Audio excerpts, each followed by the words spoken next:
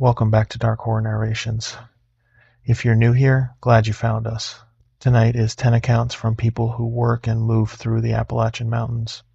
Miners, paramedics, guides, people who know their terrain the way most of us know our own homes, and who stayed quiet about what they saw until they couldn't anymore. The Appalachians are the oldest mountains in North America.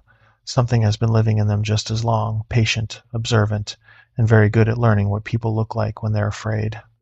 Before we go in, drop your answer in the comments.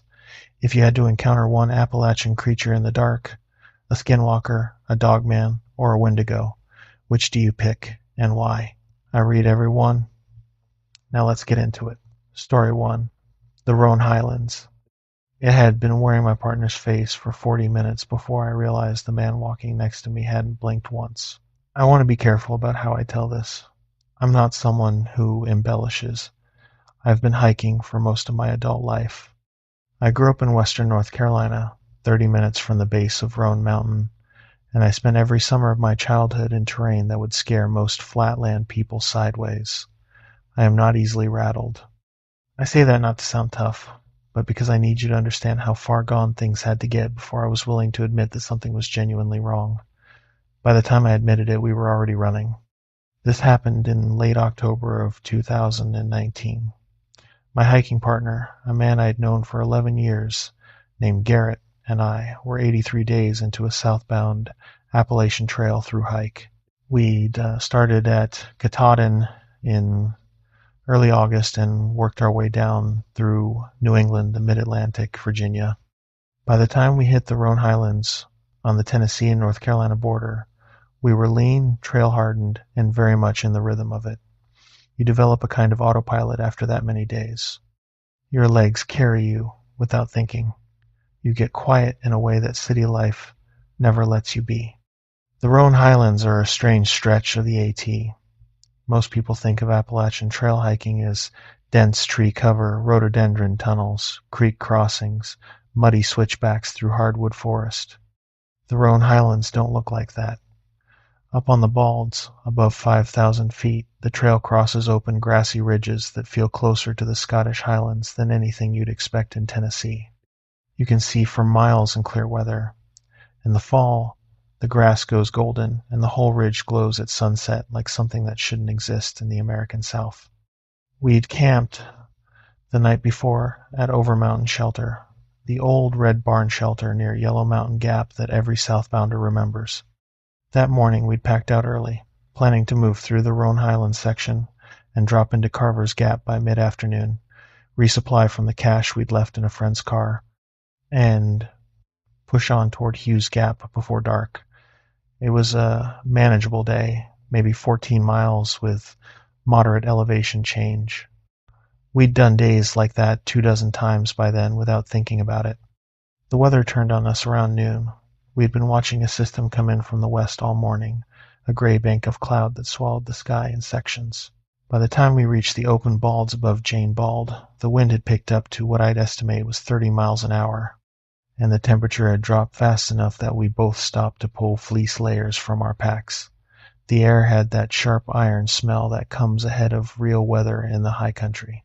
Not rain yet, but coming. Garrett was moving well that day. He'd had a bad knee issue through central Virginia, but it had quieted down by the time we hit Tennessee, and he was back to his normal pace, which was slightly faster than mine on the uphills and slightly slower on the descents. We'd been hiking partners long enough that we knew how to move together without talking about it. Garrett would push the climbs, I'd catch up on the flats. We didn't narrate our hiking, we just moved. I was behind him by about 30 yards when I heard it the first time. My name. Called from somewhere ahead and to the left. Garrett's voice, unmistakably, he has a particular mid-range drawl he's never entirely lost from growing up in central Kentucky, and this had it exactly. He was calling my name like he'd spotted something interesting off the trail, the same tone he used when he'd seen a hawk or a bear or a view worth stopping for. The problem was that Garrett was behind me. I had stopped to adjust my left shoulder strap about 2 minutes before, and he'd gone ahead, and then I'd caught back up, and then he'd slowed down again to let me lead through a muddy section. I was in front. Garrett was behind me by at least 30 yards. So when his voice came from somewhere ahead and to the left, off the trail in the scrub grass and the low wind-bent spruce that lined the ridgeline, I stopped. I turned around. Garrett was there, right where he should have been, walking with his trekking poles and his sun-faded green pack, head down against the wind. "Did you say something?" I called back. He looked up. "What? Did you call my name?" He shook his head. "Wasn't me." We both stood there for a moment. The wind moved the grass in long ripples across the bald. Nothing else moved. I turned back and kept walking, and I told myself it was the wind doing something strange with sound, the way it sometimes does in open, elevated terrain, carrying voices from other hikers a half-mile away and shaping them into something familiar. I didn't believe that fully, even then, but I filed it and moved on. We reached a saddle between two of the high balds about 40 minutes later. The weather was getting serious by that point. The cloud ceiling had dropped low enough that the tops of the higher ridges were disappearing into gray. The light had taken on that flat, sourceless quality that comes when the sun is completely absorbed by overcast, no shadows anywhere, every rock and every blade of grass equally and bleakly lit. The temperature had dropped another 5 degrees since the first anomaly, and the wind was gusting irregularly now, the kind of wind that comes in bursts rather than steady flow, that catches you off balance on exposed ground. We stopped in the lee of a rock outcropping to eat, get out of the wind for 15 minutes, and check the map. Garrett ate a handful of trail mix and refilled his water from the filter while I traced our route. We were on schedule. Carver's Gap was maybe 4 miles ahead. The map showed nothing unusual about the terrain we had left to cover 2 more open bald sections, and then a sustained descent through spruce into the gap. The kind of afternoon miles we could do in our sleep by that point in the hike. Neither of us brought up the voice. We were both doing the same thing, filing it under unexplained but probably nothing, the category that accumulates slowly in the backcountry until one day it tips over and you realize how much you've been choosing not to look at. It was when we started walking again that the second hiker appeared. He came from up trail, moving toward us, southbound like us, but walking as though he'd gotten ahead somehow without us seeing him. He was wearing similar gear, dark rain jacket, light pack, poles, and as he got closer, I recognized the pack. Not generally, specifically. It was Garrett's pack. Same brand, same faded color, same duct tape repair on the left hip belt that Garrett had done back in Shenandoah. I remember thinking that was a strange coincidence. He got closer and I saw his face. It was Garrett's face. Not like Garrett, not resembling Garrett. Garrett's face. The scar on his chin from a fall bike accident when he was 17. The pattern of stubble that grew unevenly on the left side. The particular set of his eyes, slightly closer together than average. Something his wife teased him about. I stopped walking. The man who looked like Garrett walked up to me and said something completely mundane.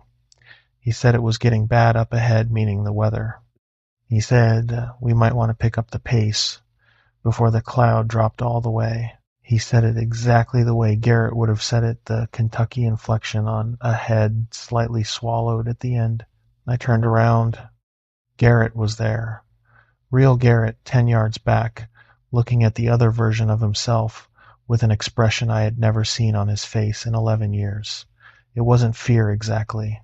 It was the face of a man whose mind is refusing to process what his eyes are sending. For 40 minutes, I did not trust what I was seeing. That's the part that still bothers me. The thing that looked like Garrett walked with us. It contributed to conversation. When I asked it questions, careful questions, things I thought only Garrett would know it answered correctly. The name of the shelter we'd stayed at our first night in Virginia. The brand of stove fuel we'd been using since Vermont. The name of Garrett's dog. It got all of it right.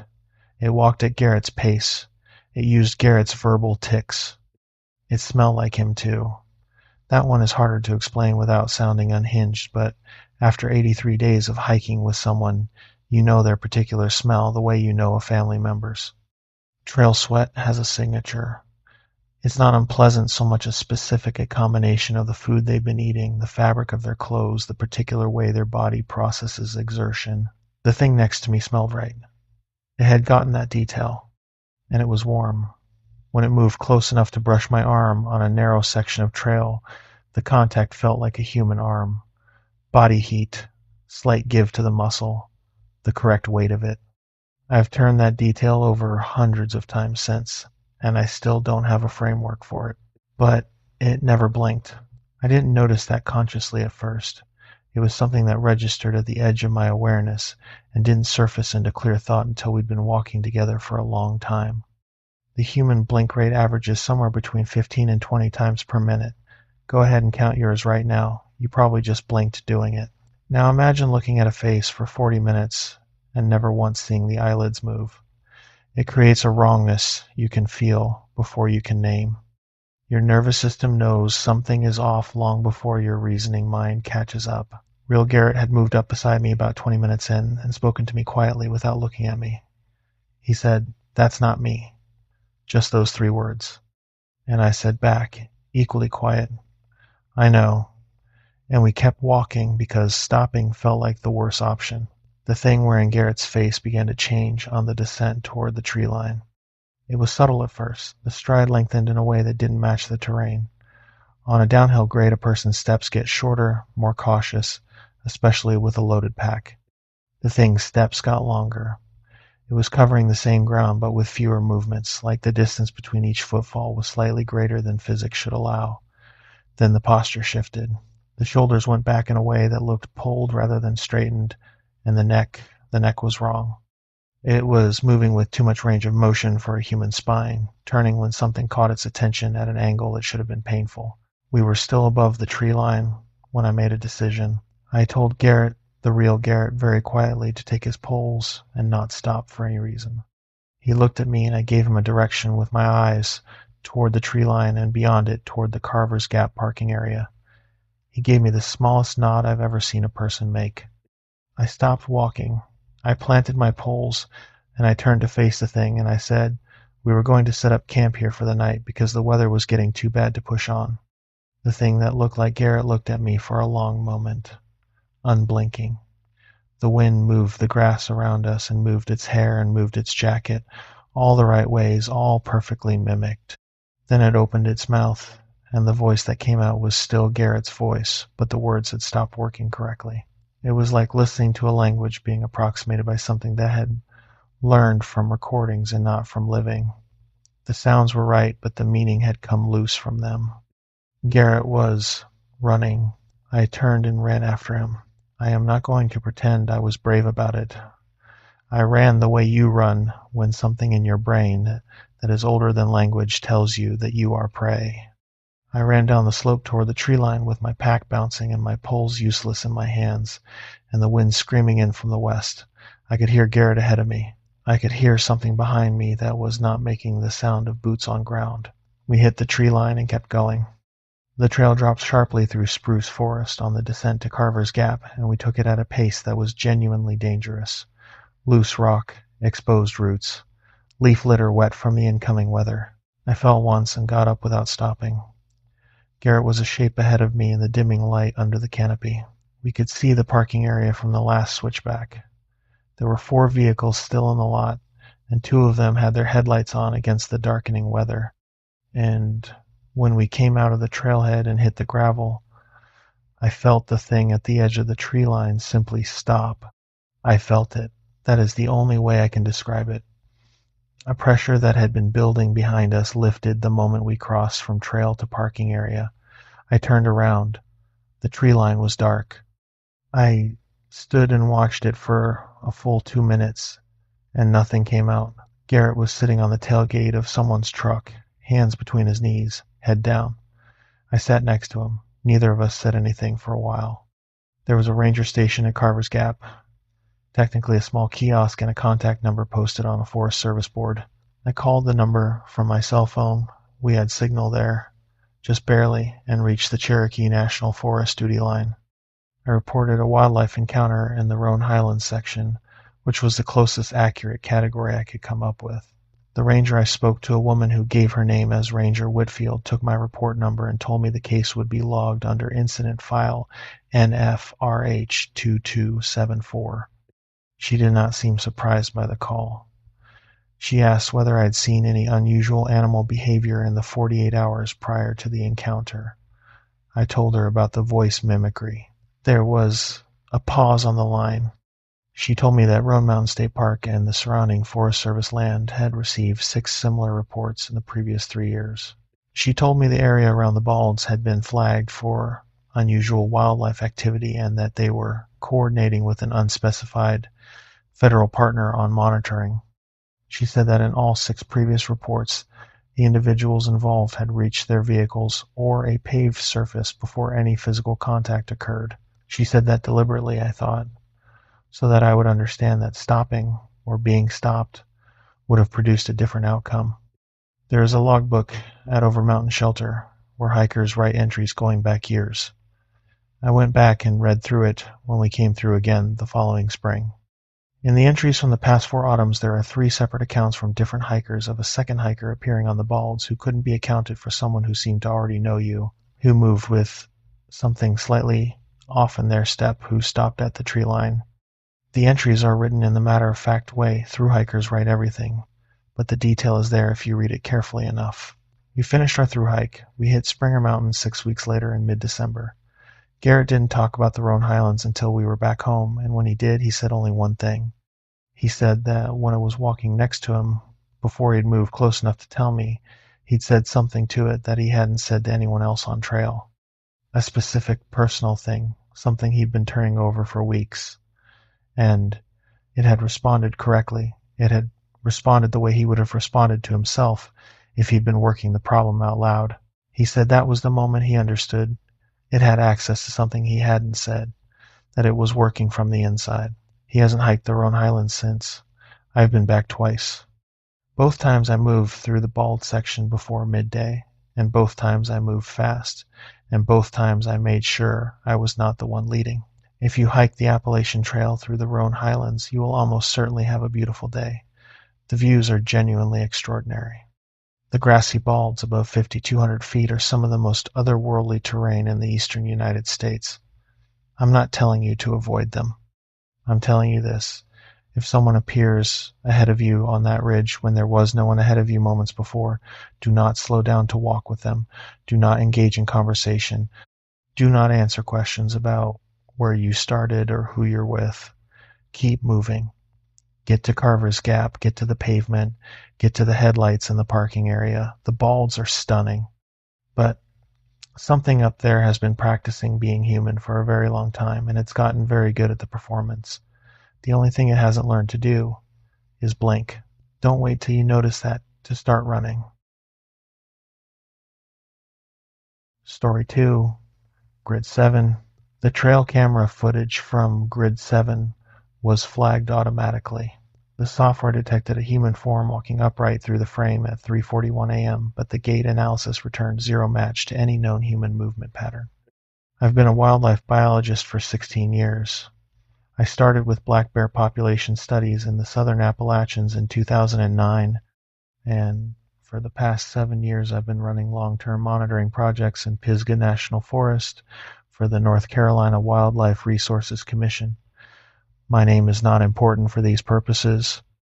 My credentials are: I hold a master's degree in wildlife biology from NC State, I've published in 3 peer-reviewed journals, and I've spent more nights alone in the Pisgah backcountry than most people spend in their own bedrooms. I tell you that so you understand. I am not someone who confuses what I see with something it isn't. I am trained to observe accurately and report specifically. What the camera caught in Grid 7 did not match anything in my database. It did not match anything in any database I have subsequently consulted. That fall, the fall of 2021, I was 6 weeks into an extended monitoring rotation in the Davidson River watershed east of Brevard. The project was a black bear movement corridor study using a grid of 22 trail cameras positioned across approximately 18 square miles of mixed hardwood and spruce fir forest at elevations ranging from around 2,200 to just over 4,000 feet. The cameras ran continuously on motion activation, and I checked each unit on a rotating schedule roughly every 10 days per camera, downloading the SD cards, swapping batteries, and checking for tampering or weather damage. Pisgah National Forest covers over 500,000 acres. Most of what the public accesses is within a few miles of developed campgrounds and paved roads. The Davidson River area gets heavy recreation pressure in the summer and fall, fishing, hiking, family camping. But the high drainage systems above the recreation zone, the steep north-facing slopes, and the ridge systems above 3,500 feet see very little foot traffic after Labor Day. By October, you can spend a week in those elevations without seeing another human being. The forest gets dark up there, and quiet, the kind of quiet that is itself a sound. I was working solo for most of the rotation. I had a field technician, a recent graduate named Luke, for 2 weeks in September, but after he returned to the university, I was on my own. That is common in long-term monitoring work. You build protocols around solo efficiency, around moving quietly and fast and not needing anyone else to interpret what you find.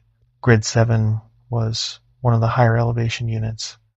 It was positioned on a game trail crossing between two ridges at about 3,600 feet on the eastern slope of a drainage that fed into the South Fork Mills River.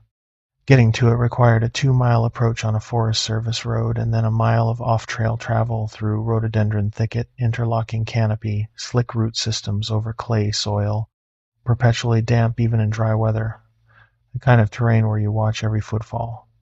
I had placed it there deliberately. The drainage showed the highest density of bear sign in the entire study area. Whatever was concentrating bear activity in that hollow was worth observing without contamination from human traffic. The camera had been consistently productive. Good black bear traffic, several coyotes, a bobcat on 4 separate occasions, and 1 confirmed elk that had wandered down from the Smokies reintroduction zone.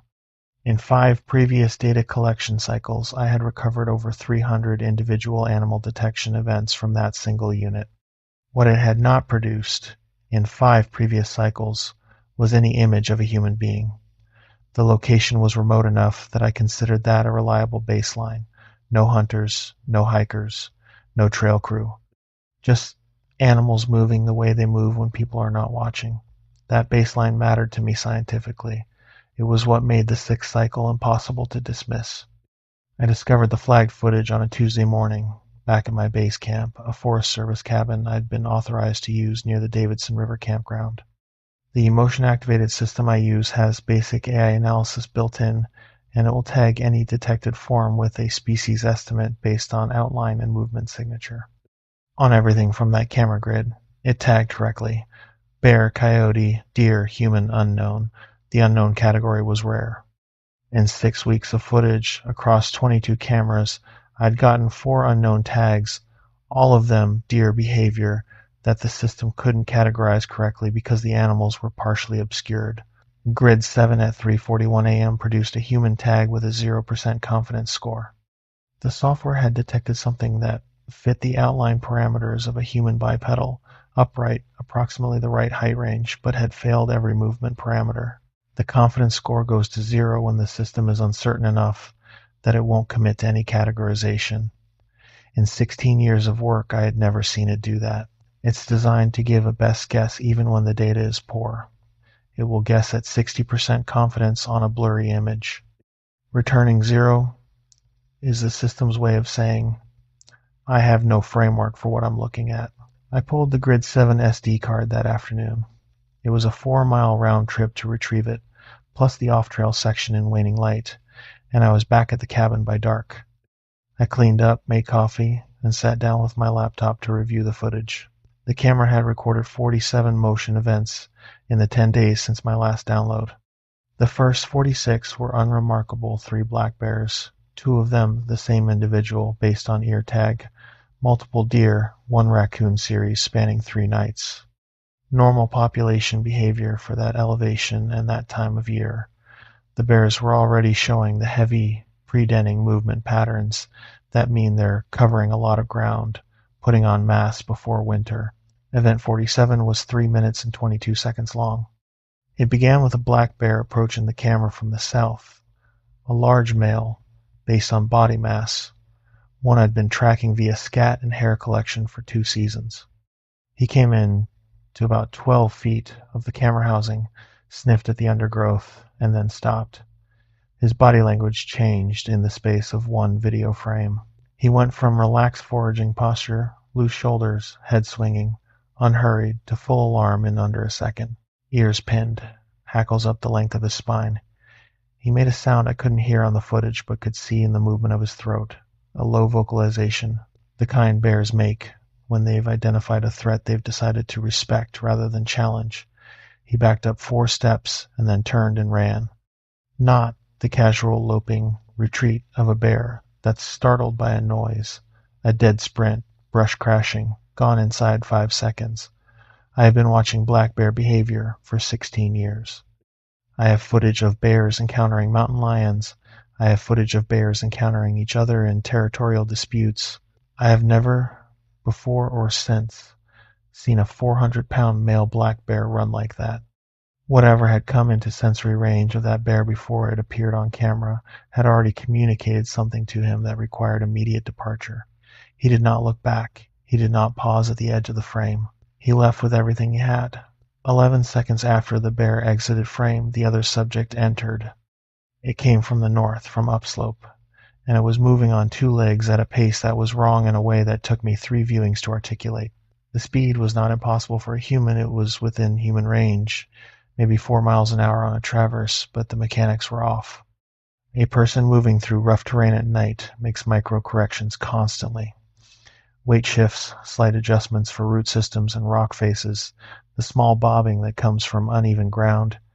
You can see it in any nighttime trail cam footage of a human subject. The body is constantly compensating for the imperfect surface. This subject was not making those corrections. It was moving in a straight line with an evenness of stride that requires either perfect night vision or complete indifference to terrain. It was not using a light source. The camera's infrared illuminator caught it cleanly. No headlamp, no phone light, no flashlight, nothing. It was tall. Camera-based size estimation is imprecise because it requires a known reference point in frame, but I had placed the camera deliberately at a measured height of 4 feet off the ground. Aimed at an angle I'd calculated to capture the game trail at optimal body height.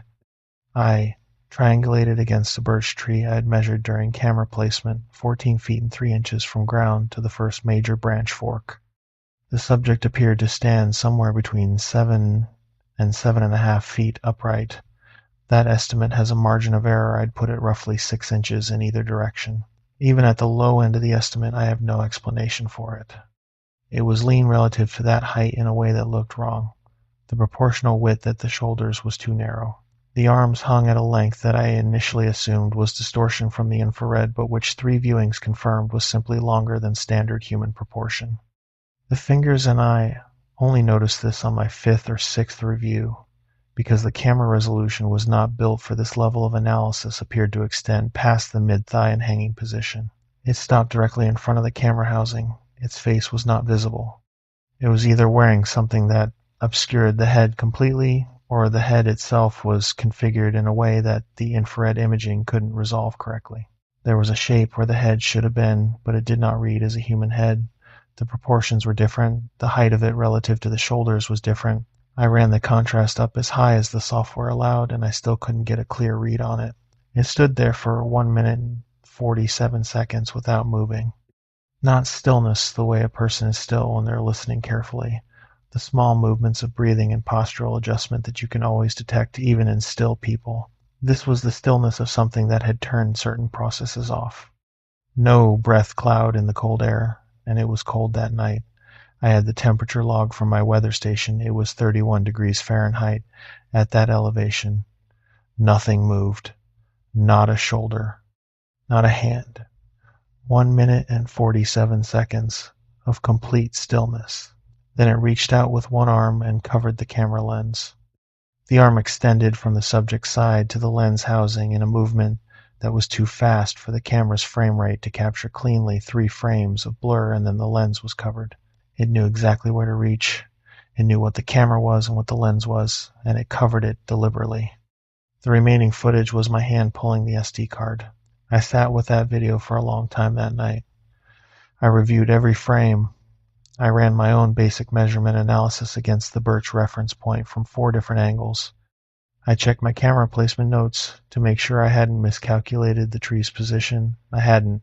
I checked whether any Forest Service staff or contractors had been authorized to work in that area at night. None had been. I checked with the 2 adjacent landowners whose property bordered the study area. No hunting permits, no nighttime activity, no explanation. The thing that kept pulling me back to the footage, the detail I couldn't explain away with lens distortion or measurement error, was the bear. Whatever the footage showed, that bear had smelled it or heard it before I ever saw it on screen. A 400-pound male black bear that had used that drainage as a travel corridor for 2 monitored seasons and had never shown alarm behavior on camera had vacated the area at a dead run. Animals don't perform. They respond. That bear responded to something real. I went back to Grid 7 3 days later to check the camera housing for damage or prints. The housing was undamaged. The lens had a smear on it that could have been a handprint, but was too large for a handprint. The span from edge to edge was wider than my own hand by a significant margin, and my hands are not small. In the soil around the base of the mounting tree, there were impressions that I documented photographically and submitted to our agency's mammal identification specialist, who returned them with a note that read, "Primate consistent bipedal track, but not matching any North American primate. Please advise on study parameters." I advised that the impressions were likely bear activity misread by soil compression. I said that because it was the answer that would keep my monitoring permits intact and my project funded. The real answer was that I didn't know what made those impressions, and that there was a camera-recorded event sitting on my hard drive that I had no professional category for.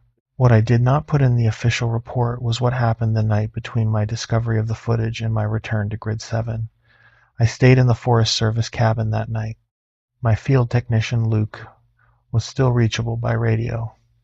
He'd been back at the university for 2 weeks by then, but we maintained a nightly check-in protocol through the end of the rotation, and I raised him at 9 p.m. as usual. I told him about the footage. He listened to my description without interrupting. He said very little. He told me to keep the cabin radio on and to call him if anything changed, and that he would stay available. I kept the call brief, but knowing he was reachable on the other end of the radio made the difference between sitting with that footage alone and sitting with it with someone who knew what I'd found.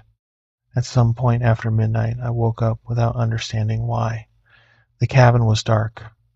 The woods outside were silent in a way that was different from the normal silence. I reached for the radio on the side table and keyed Luke on the check-in frequency. He picked up immediately. He had not been asleep either. I did not explain why I was calling. He asked if something was happening outside. I said I thought so.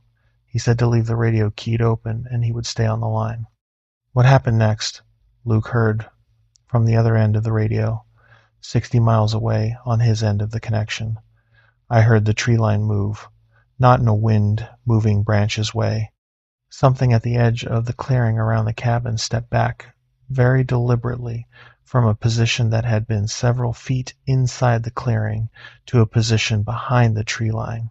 It was large enough that its movement displaced the shadow pattern at the edge of the clearing, a darkness that reorganized itself when it repositioned. It was upright. It had been standing within 30 feet of the cabin wall. Luke, on the radio, said, "Something just made a sound on your end." I had not moved. Nothing inside the cabin had moved. What he heard was whatever was outside shifting its position in the clearing. He heard it across an open radio channel from 60 miles away. I told him to stay on the line. He stayed on until dawn. I am a scientist. I do not make claims I cannot support with evidence. What I can tell you with confidence is that for the rest of that night, I did not sleep. I sat in the corner of the cabin with my back to the wall, my headlamp on its lowest red light setting, and my hand on the canister of bear spray I kept by the door. Nothing came to the window. Nothing tested the door. The pressure of whatever was outside lifted gradually as the sky began to lighten around 5 in the morning, the same way a fever breaks, not a single moment of clearing, but a slow release. When it was fully light, I went outside. At the edge of the clearing, in the soft soil at the tree line, there were 2 impressions. They were consistent with the bipedal tracks from Grid 7. They were pointed toward the cabin. They were not pointed away from it. Whatever had been standing there had not been passing through. I moved Grid 7's camera to a new location after that, upslope, past where the game trail crossed the drainage, up onto an open rocky ridge where I'd have a longer sight line and the camera would capture more sky in the frame. For the remaining 3 weeks of the rotation, Grid 7 produced nothing unusual. What it had produced during the previous 10 days, the footage I pulled from the SD card I submitted as a formally anomalous incident to the Forest Service District Office in Pisgah. The report was logged under case number FSPNF0448 Bravo. I received a form acknowledgement and then, 6 weeks later, a phone call from a man who identified himself as a federal wildlife consultant and who asked me detailed questions about the movement analysis data, the bear's behavioral response, and the exact GPS coordinates of the camera placement. He did not explain who employed him or what agency he worked with. He did ask, at the end of the call, whether I intended to publish the footage. I told him I had no current plans to do so. He said, "That's the wise call. Animals at that elevation are under a lot of stress from habitat compression. Strange behavior isn't unusual." He was talking about the bear. I understood that he was talking about the bear, so that I would understand we were never going to discuss the other subject. I still have the footage. I've watched it many more times than is probably useful.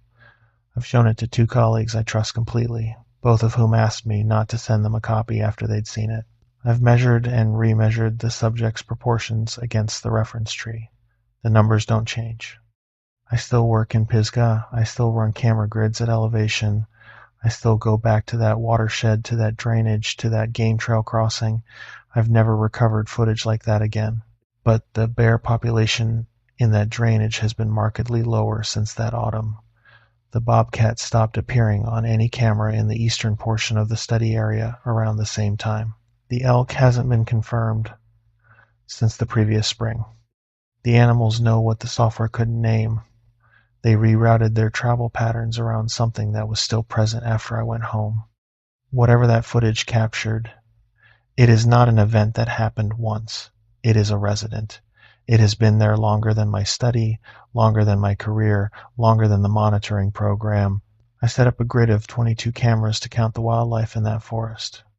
It's possible the wildlife has been counting me back. If you spend time in the southern Appalachians hiking, hunting, camping, working, and you find a trail camera you didn't place, leave the area immediately using the route you came in on. Don't approach it. Don't touch the housing. Something in that forest has been learning to watch. The last thing you want is to be the subject of its study. Story 3, Grid 4. Every other member of my team made it out that night. I still don't know why I was the one it let go. I've been a search and rescue volunteer with the Macon County SAR unit in western North Carolina for 9 years. I started when I was 26, right after I moved to the area from Asheville, and I've worked everything from overdue day hikers on the Appalachian Trail to technical rope rescues in the Nantahala Gorge. In 9 years, I've participated in over 60 operations.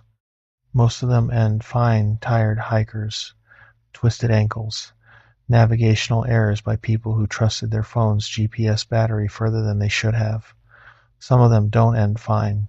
You learn to hold those separately from the ones that do. What happened on the night of November the 14th, 2022 did not resemble anything I had encountered in 9 years of volunteer work, and it did not resemble anything my teammates had encountered either. I've spoken with the 3 others who were present. We've compared notes more than once. The sequence of events we each experienced was consistent in its key details. Where our accounts diverge is in the question of what it was. What we agree on is what it did. The call came in at 8:47 p.m. on a Sunday. A day hiker, a man in his late 40s named Roy, who had driven up from Georgia for a solo fall foliage trip, had not returned to his vehicle at the Weah Bald parking area by dark. His wife had been calling his cell for 3 hours and wasn't getting an answer. She'd called the Macon County Sheriff's Office, who passed it to us. The initial threat assessment was moderate, 50-degree temperatures dropping to the mid-30s overnight, experienced hiker with a full-day pack, last known location the summit of Weah Bald.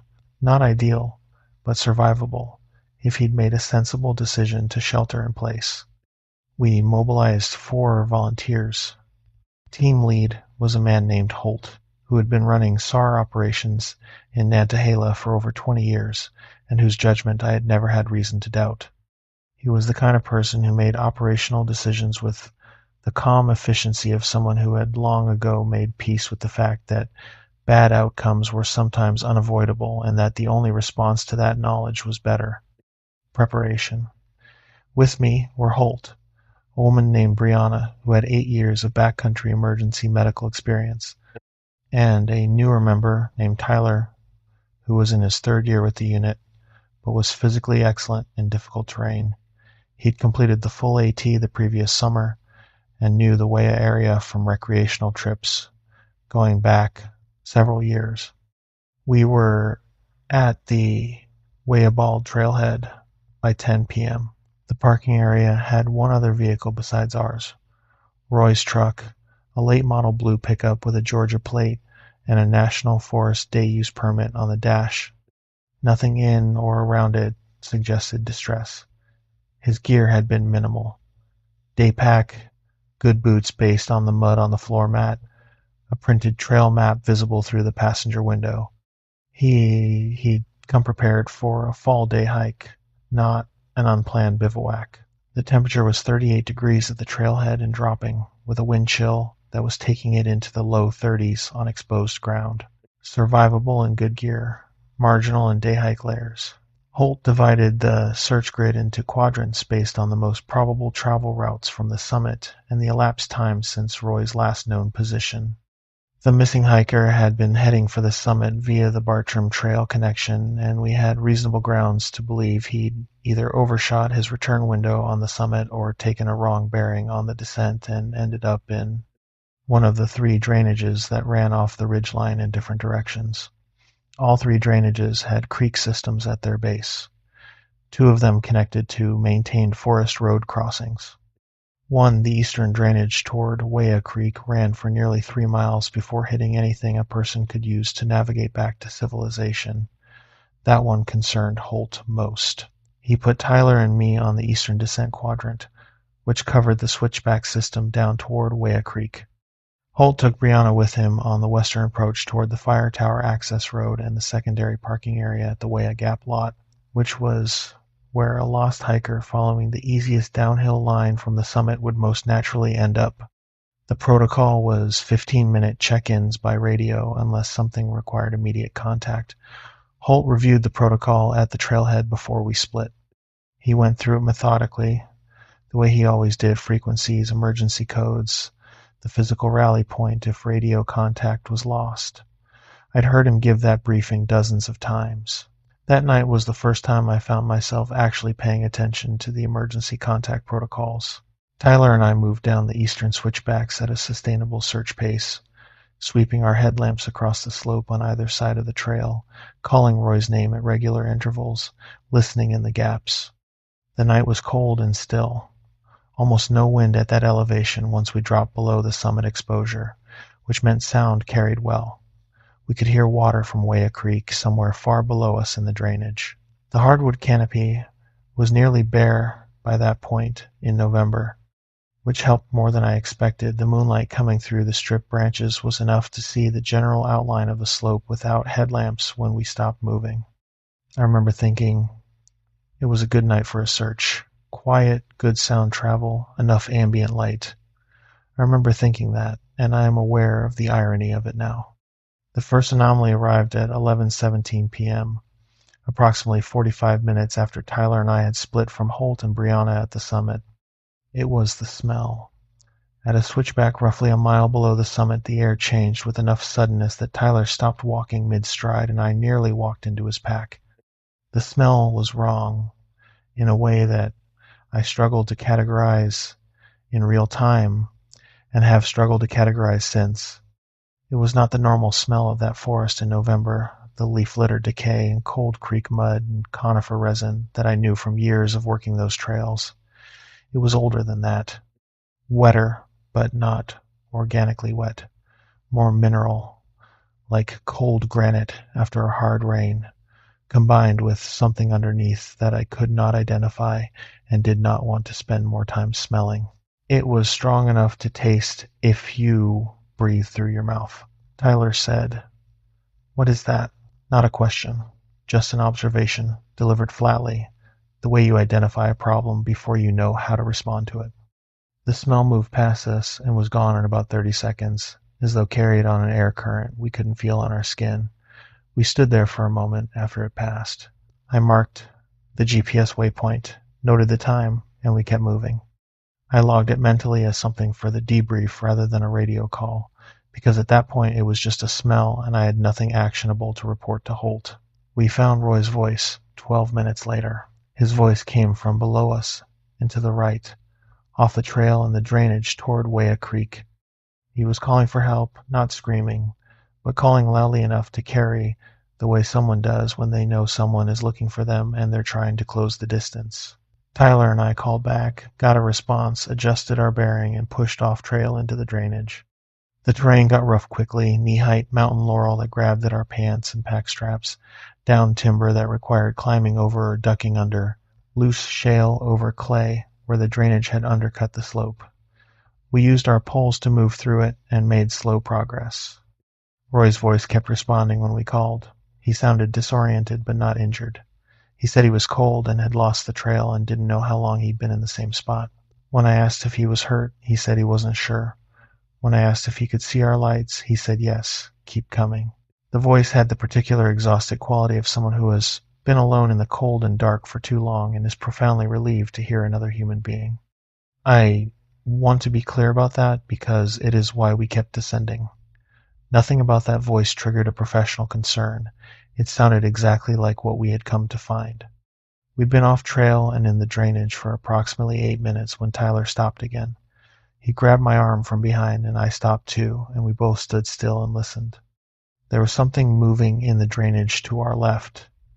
Not below us, not from the direction the voice was coming from. To our left, at our elevation, moving parallel to our line of descent. It was heavy. It was making no particular effort to be quiet, which in my experience is its own category of wrong. Prey animals go silent and still. Predators that aren't concerned about being detected don't bother. Whatever was tracking our left flank in the laurel was not concerned about being detected. I could hear it displacing brush in long deliberate strides. I could hear the soft crack of dead branches taking weight. What I could not hear was any vocalization, any human sound, any light source cutting through the undergrowth. Tyler leaned close to my ear and said nothing. He didn't need to. We were both tracking the same sound. Roy's voice called again from below, closer, now, maybe 60 yards. I made the call to keep descending. Holt's 15-minute check-in window was coming up, and I wanted to have something definitive to report. The lateral movement stopped. Then Holt's voice came over the radio. His transmission was clipped and controlled in a way I recognized immediately. Holt never raised his voice, but he had a register he dropped to when things were serious that was lower and slower than his normal operational tone.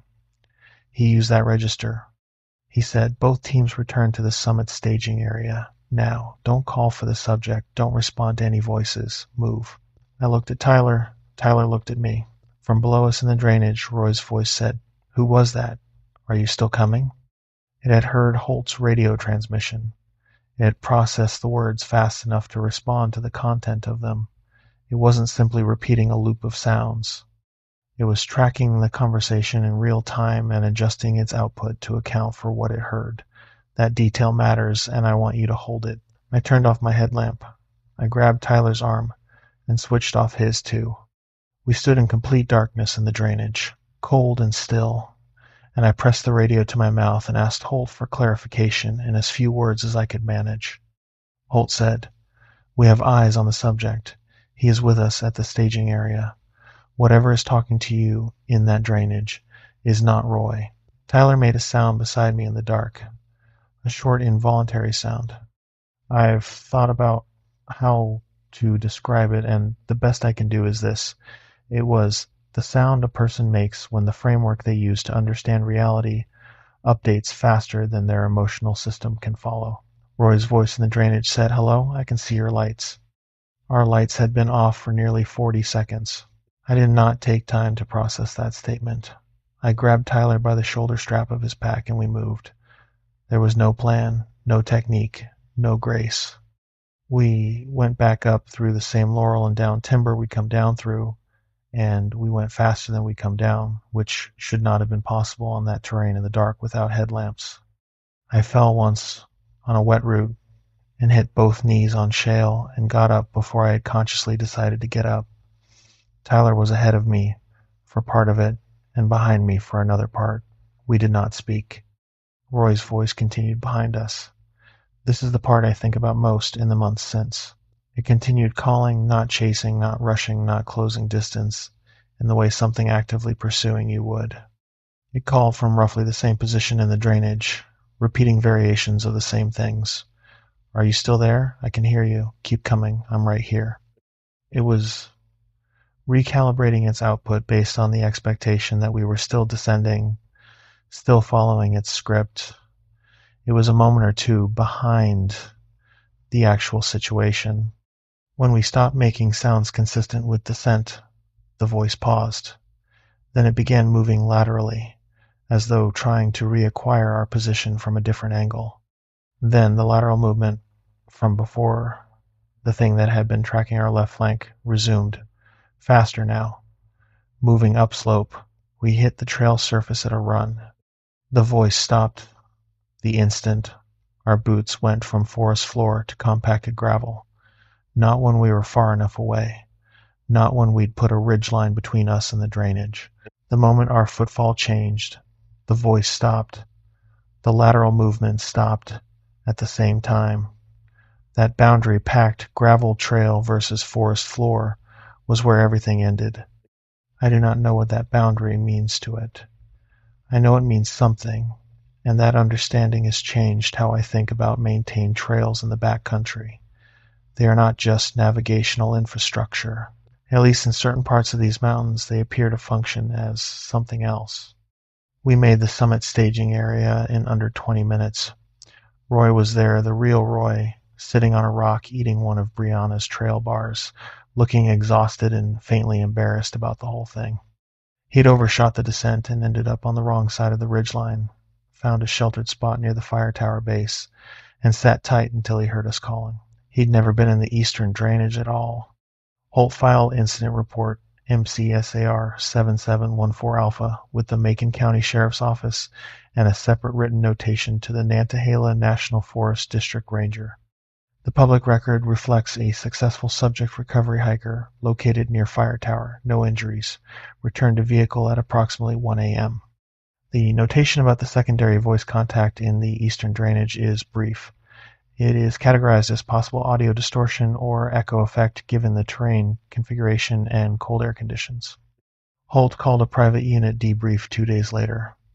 The four of us sat in his kitchen with coffee, and he walked us through the sequence from both sides, what Brianna and he had experienced on the western quadrant, what Tyler and I had experienced in the eastern drainage. Roy had been at the fire tower base the entire time Tyler and I were in the drainage. Holt had found him 14 minutes before he issued the recall. Roy had been sitting with his back against the concrete foundation of the tower, eating the last of his food, and had confirmed that he had not been anywhere near the eastern descent, had not heard anyone calling from that direction, and had not shouted for help. He'd gone quiet and still when he heard us coming, which is what a sensible person does when they're lost and they hear rescuers. They stop moving and wait. He hadn't made a sound until Holt's headlamp hit him directly. Holt told us that what I'd been transmitting on the radio, my real-time reports of Roy's voice, responding to our questions, answering about his location, claiming to see our lights, had made him uneasy before he found Roy. The quality of what I was describing didn't match a genuinely distressed hiker. It was too consistent, too perfectly responsive. Real lost hikers are ragged in their communication. They repeat themselves. They trail off. They miss questions or answer the wrong one. What I was describing was frictionless. Every input getting a calibrated output. He said, it sounded to me like something that had practiced the conversation. Holt had 20 years of SAR operations, and he had never to that point made a notation in a report about something he couldn't explain and didn't file under a known category. He made one that night. I've seen the notation.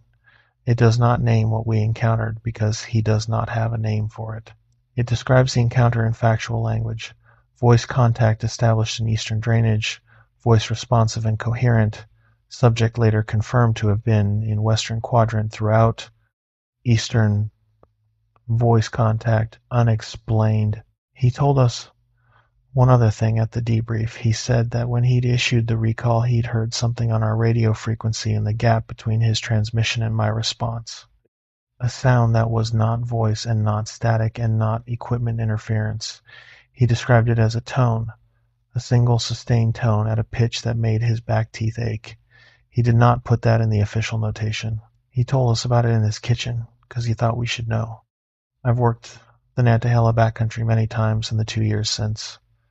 I've been in the eastern Waya drainage twice more, both times in daylight, both times with a full team. I will not go back there at night. I have thought about why it let us reach the trail, why it stopped at the gravel surface, why it didn't pursue past that boundary. I don't have a satisfying answer. What I have is the observation that it chose not to, and that choosing implies something about how it operates, rules or limits that it follows, a territory it respects or a boundary it recognizes. It is not random. It is purposeful. That makes it more frightening, not less. If you do nighttime SAR work or nighttime backcountry travel anywhere in the Appalachians and you hear a voice calling for help from off the maintained trail, do not leave the trail surface before you have confirmed your subject's actual location by radio with another team. That voice will sound right. It will answer your questions. It will tell you it can see your lights even when your lights are off. The only thing it cannot do is be in two places at once. Your radio is your ground truth. Use it before you move. Story 4 Shaft 7. The man who climbed out of Shaft 7 that morning was wearing my foreman's hard hat, my foreman's jacket, and my foreman's face. And it wasn't until he opened his mouth that I understood my foreman was still somewhere underground. I spent 14 years working underground coal in Harlan County, Kentucky. I started at 19, right out of high school, same as my father and his father before him. Coal is not a romantic industry, and I won't describe it that way. It is loud, it is dark, it is physically brutal in ways that accumulate over years rather than arriving all at once, and the mountain has a way of making you feel very small and very temporary. You learn to respect it the way you learn to respect a river in flood, not because it has feelings about you, but because it is large and you are not, and that asymmetry has consequences. You also learn, after enough years underground, to pay a particular kind of attention. The darkness in a mine shaft is different from any other darkness. It is complete, and it is close, and it has pressure to it, and your brain responds to it by sharpening in ways it doesn't sharpen in daylight. You notice things you wouldn't notice above ground. That attention is what kept me alive when it finally mattered. The mine I'm describing sits in Harlan County near the base of Black Mountain, the highest point in Kentucky, which most people outside the state have never heard of. Black Mountain runs along the Virginia border at just over 4,000 feet. The eastern Kentucky coalfields sit in its shadow, in the long, wrinkled valleys between ridgelines that have been mined in one form or another for over a century. There is coal seam still in those mountains that hasn't been touched. There are also voids and water seams and geological formations that surprise experienced miners regularly. The ground keeps secrets. Our section went down several hundred feet at the deepest point and then ran laterally under the ridgeline for roughly a mile and a half. The lateral corridors had been extended incrementally over decades, following the seam as it curved and thinned and widened. You could walk the full length of the main extraction corridor and pass through sections that had been cut in different eras, the support systems changing as you moved deeper, newer steel sets near the main shaft, transitioning to older timber construction the further you went, some of those timbers dark with age and moisture and showing the kind of compression that meant decades of roof weight bearing down on them. Shaft 7 was a secondary access point. We used it primarily for ventilation management and emergency egress.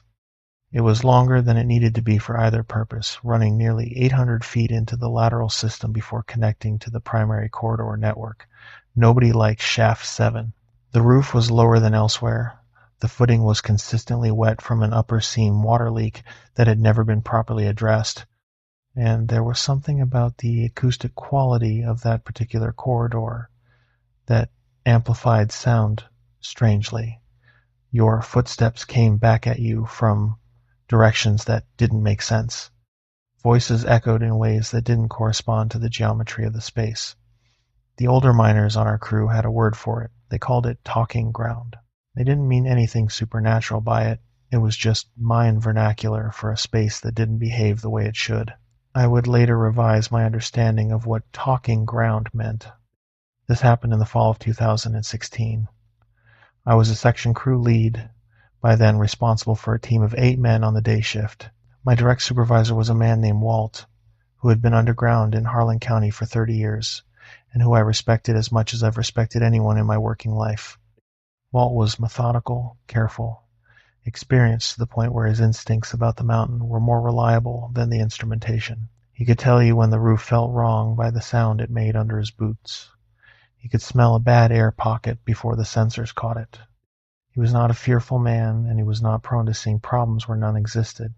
In 5 years of working directly under him, I had never seen him shaken by anything the mine produced. We were running a standard extraction shift in the primary section when Walt told me at around 10 a.m. that he was going to do a solo walk of the Shaft 7 corridor.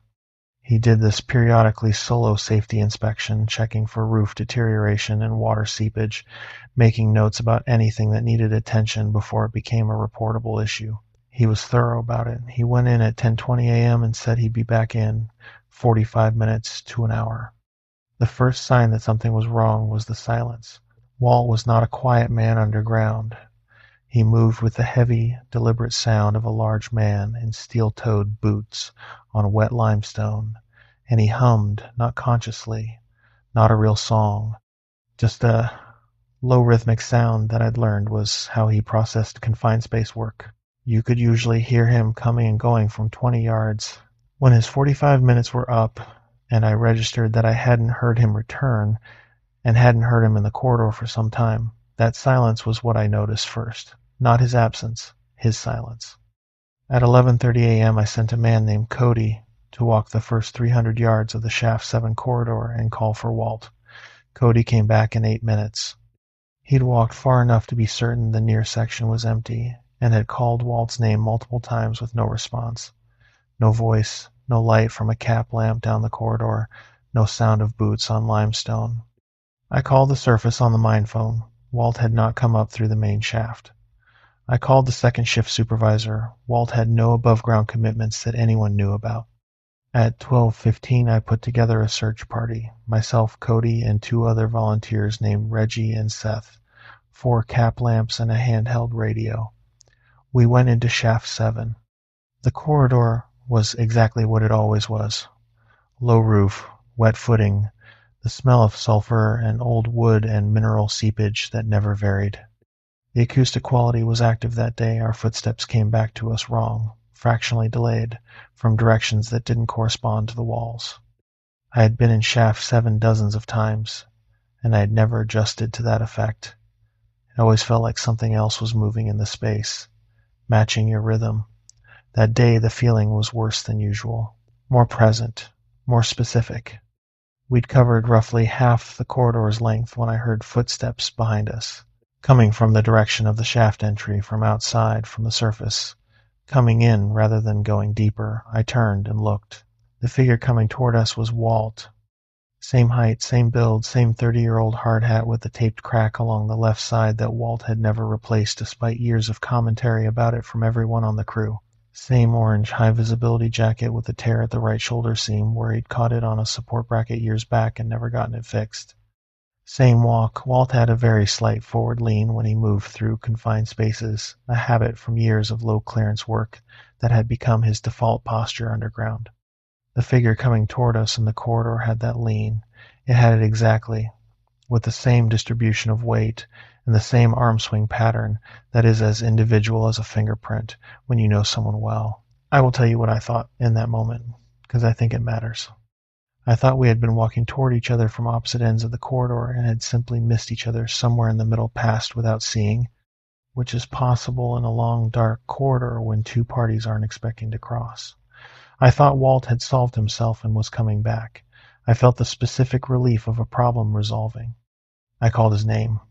The figure kept walking toward us at the same pace, unhurried, covering the wet limestone with the particular sound of boots in that corridor.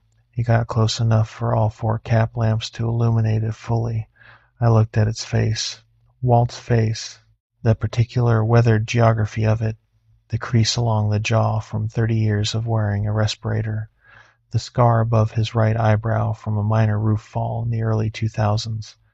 The dark patches under his eyes that had been there as long as I had known him. Everything was present and correctly positioned. I said his name again and asked where he'd been and if he was all right. It opened its mouth. What came out was assembled rather than spoken. That is the only language I have for it. All the components of Walt's voice were there, the pitch, the Kentucky County accent, the particular roughness from decades of inhaling fine coal dust, but the relationship between the sounds was wrong in a way that is difficult to explain without experiencing it. It was as though someone had taken a recording of Walt speaking and rearranged the phonemes into a sequence that approximated speech without having learned the rules that govern how speech actually flows. There was a gap between sounds where no gap should exist, and an absence of the breath that connects words, and a flatness in the parts of the voice that a person's emotions normally color even when they're trying to be neutral. It said something. I cannot tell you what the sentence was supposed to be, because the meaning didn't come through the delivery. The meaning had been left out. Cody, behind me, said my name, very quietly. He had heard it too. Then from the far end of the corridor, from the deepest section of Shaft 7, from beyond the bend that took the corridor out of sight, I heard Walt's voice. The actual Walt, whom I could identify in any acoustic environment after 5 years of daily proximity. He was shouting. He was calling my name and calling for help and shouting that he couldn't get through, that something was in the corridor, that he'd been trying to move for a long time and couldn't get past. He was not shouting that something was blocking his path. He was shouting that something was in the space between him and us, in the corridor itself, and that he could not move through it. The thing, wearing Walt's face, looked at me. In 4 cap lamps at close range, I could see the eyes clearly. They were the right color, the right general shape. They were not right in the way eyes are right when there is a person behind them. There was no moisture visible on the surface of them. There was no variation in the way they caught the light. Real eyes are not flat surfaces. They have depth and irregularity and the constant micro-movement of living tissue. These had none of that. They reflected the light back at me without doing anything with it. I was aware of 3 things simultaneously. Walt's voice from the far end of the corridor, the thing's face 3 feet from my cap lamp, and the 4 men behind me who were waiting for me to tell them what to do. I made the only decision I could make. I pointed my lamp directly at the face of the thing and held it there and said loudly and without inflection that we were going back to the surface and that everyone needed to move. I did not turn around. I stepped backward, keeping my lamp and my eyes on it until I could feel Cody's presence behind me, and then I said move, and we moved. The thing did not follow. It stood in the corridor in the combined glow of 4 receding cap lamps and watched us go. It did not speak again. It did not take a step. When the corridor's first bend took it out of our line of sight, I turned and we ran. On wet limestone in mining boots, running in a low clearance corridor. In the dark, nobody fell. We made the surface in less time than I would have estimated as possible. I reported Walt missing to the mine operator from the surface phone. 30 minutes later, a second crew, 6 men, with the mine foreman and a company safety officer, went back into Shaft 7. They found Walt in the deepest section of the corridor, sitting against the wall with his knees drawn up and his cap lamp dead, and his radio non-functional. He had no injuries. He had no explanation for the gap between his memory of walking into the corridor and the moment the second crew's lamps found him. He said he had walked perhaps a quarter of the way down Shaft 7, had stopped to check a section of deteriorating timber set, and then had been sitting in the dark against the wall with no memory of the interval between those two things. He said the interval felt like a few minutes, but he accepted when we told him that it had been nearly 2 hours. He did not remember anything between the timber inspection and the moment the second crew reached him. He did not remember calling for help. He did not know how his lamp had failed. He did not know how his radio had lost signal in a section of the corridor where signals did not typically fail. The safety report filed that day noted an employee medical incident. Walt was evaluated for possible carbon monoxide exposure, which can cause memory gaps and confusion. His blood levels came back clean. The report was closed as unexplained. Walt retired 6 months later. He had been talking about it for years beforehand, but he had also been talking about one more season and one more season. After Shaft 7, he stopped talking about it and simply did it. The last time I spoke with him, over coffee in his kitchen, he told me one thing that he had not put in any report and had not told anyone else. He said that sitting in the dark in that corridor, and the time he couldn't account for, he had not been unconscious. He had been aware. He could not move, and he could not speak, and he could not reach his radio or his lamp, but he was aware of the corridor around him, and something had been in the corridor with him. He did not see it. He could hear it, and he could feel the air displacement of something large moving very close to him in the dark, and he could smell it, the same cold mineral smell that the corridor always had, but concentrated, the way a smell concentrates when its source is directly in front of you. He said it's been a long time very close to him. He said his impression, and he understood this was not a rational impression, was that it was studying him, learning the details it would need. Walt was underground for 30 years.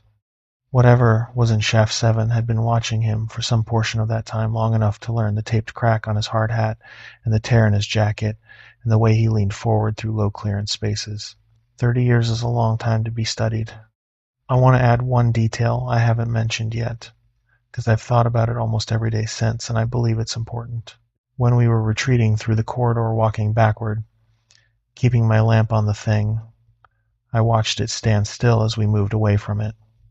For most of that retreat, it did not move. But when the distance between us had grown to maybe 30 yards, and the edges of our cap lamp beams were beginning to fail to fully illuminate it, it did something that I have spent years trying to find another explanation for. It leaned forward slightly. The same slight lean that Walt used when navigating confined spaces. It did it not as a step, not as a movement toward us, but as a reflexive adjustment, the way a person leans into a position they've held so long it's become automatic. It had been holding the posture so consistently that it adjusted to it even when there was no functional reason to. Walt was not imitating it. It had absorbed him. The lean was no longer a performance. If you work in underground mining anywhere in the eastern Kentucky coal fields in Harlan County, Bell County, Letcher County, Pike County, and something comes out of a secondary corridor that you weren't expecting, do not approach it. Get your crew to the surface and call roll before you do anything else. Make sure every person coming up is the person who went down. The mountain has been here longer than the industry. Some of what lives inside it has had time to learn every one of us. I left that mine 2 years after the incident. I still live in eastern Kentucky. I work above ground now, and I intend to keep it that way. The mountain can have its secrets. I've seen enough of them to know I don't want to find the rest. Story 5. Route 19. The state trooper who pulled me over on Route 19 told me I had blood on my hands. It wasn't mine. I still don't know whose it was. I've been driving long haul for going on 22 years. I run the I-77 and Route 19 corridor through West Virginia, regularly have for most of my career, because the freight routes through the southern coalfields pay better than the interstate runs, and I've always preferred mountain roads to highway monotony. There is a particular kind of attention that mountain driving at night requires, a continuous engagement with the terrain that interstate driving doesn't ask of you, and I've always found that attention clarifying rather than exhausting. You are present on a mountain road at night. You have to be. I know that stretch of Route 19 through Nicholas and Wyoming counties the way I know my own driveway. Every curve, every grade change, every wide spot where you can ease a rig off the road if another truck needs by. I've driven it in ice storms and in fog so thick the only reference point was the white line directly under my front tires. I've driven it at 3 a.m. with no other vehicles in either direction for 40 miles straight. 22 years is a long time to know a road, and I am not a man who gets rattled driving it. What happened on Route 19 on the night of October the 7th, 2018 rattled me. I want to be accurate about that from the start. It rattled me in a way that changed how I operate that corridor permanently, and I'm telling you this account because I've held it for 6 years, and I think someone who drives those roads should know what I know. I need to describe the relevant stretch of Route 19 for anyone who hasn't driven it, because the geography is essential context. Between Summersville and Richwood, Route 19 traverses a section of Monongahela National Forest and adjacent state-managed land that is genuinely, completely remote. The road is two-lane, with occasional passing zones, cutting through ridgeline saddles and running along creek drainage systems for long, uninterrupted stretches. For 5 and 10 miles at a time, you are in national forest on both sides, no residences, no commercial operations, no cellular coverage, no light pollution of any kind except what you generate yourself. The road exists in a dark that most people in the 21st century have not experienced. A complete dark, a close dark, the kind that exists only when you are far from any human settlement and the sky has nothing to reflect back. The tree line in that section sits immediately on the shoulder with no buffer, old-growth mixed hardwood beech and oak and sugar maple with trunks that suggest centuries, not decades. At night, your headlights carve a tunnel of visibility 250 feet ahead and illuminate the first 20 feet of timber on either side of the road, and beyond that there is only dark that absorbs everything. You cannot assess depth into those woods at night. You see what the light touches, and you assume the rest. On a road I've driven hundreds of times in the dark, that assumption had always been safe. October the 7th was the first time it wasn't. I was running a furniture load out of Beckley, West Virginia, headed south toward Bluefield with a planned rest stop in Pineville. Standard run, nothing unusual about the paperwork or the load. I'd departed the distribution center at 9:45 p.m. Night runs on Route 19 are smoother than daytime because the local traffic is light and you don't have to deal with school buses and farm equipment and the coal truck convoys that own the road during daylight hours. Night driving on mountain roads has its own rhythm, and I've always been comfortable in it. The load was standard weight, the trailer was well balanced, the rig was running clean. Temperature outside was in the mid-40s, clear sky, no weather concerns on the radio. I want to describe that section of Route 19 for people who haven't driven it, because the geography matters for understanding what I'm about to tell you. Between Summersville and Richwood, Route 19 runs through a section of Monongahela National Forest and adjacent state land that is genuinely remote by any standard. The road is two-lane with occasional passing zones, winding through ridgeline cuts and along creek drainage systems, dropping elevation and gaining it back in long grades that test the loaded rigs braking on the descents. For stretches of 5 and 10 miles, there is nothing on either side of the road, no houses, no businesses, no cellular signal, no lights of any kind except your own headlights, cutting maybe 250 feet into the dark ahead of you. The tree canopy in that section comes right to the shoulder. There is no buffer between the road edge and the forest. You cross the white line and you are immediately in timber. The trees are old-growth mixed hardwood in places, beech and oak and maple, with trunks wide enough that two people couldn't link arms around them. At night, your headlights illuminate the first layer of that timber, and then the dark absorbs everything beyond it. You can't see depth into those woods at night. You see the first 20 feet of it, lit and real, and then a wall of dark that goes back however far it goes back. Could be a deer 10 feet past the light's edge. Could be anything. I'd been through that section hundreds of times. I knew its curves by feel. I knew where the grade steepened on the southbound approach to Richwood and where the road surface got rough from frost heave near the higher elevation sections. I ran it in the manner of someone driving familiar roads at night, competent, attentive, but not tense. The rig was comfortable at 55 on the straights, and I slowed to posted curves without having to think about it. I first noticed the figure at approximately 11:40 p.m. on a straight section with good sight distance. It was standing on the right shoulder, just at the edge of my headlight range, maybe 200 feet ahead when I first picked it up. My first read, automatic and professional, was pedestrian or hitchhiker on the shoulder. Unusual on that road at that hour, but within the range of things that happen. I began my standard approach procedure, foot off the accelerator, both hands on the wheel. Attention sharpened. As I closed the distance and my headlights resolved it more clearly, my professional red revised itself. It was tall. Not tall the way a large man is tall. Tall in a way that my experienced eye registered as out of range before my conscious mind had caught up, the kind of height that makes your depth perception recalculate because the proportions you're expecting don't match what you're seeing. It was standing completely still, facing the road, arms at its sides, not flagging, not signaling, not the posture of a person who wants a ride or a person who is in distress, just standing there, watching the road, watching my lights coming. As I closed to within 100 feet, I could see the proportions more clearly. The legs were too long, not dramatically, not cartoonishly, but long enough that the center of the figure was higher than it should have been relative to the total height. The arms hung past where arms hang. The head was not the right shape, and I registered that detail without being able to immediately name what was wrong with it.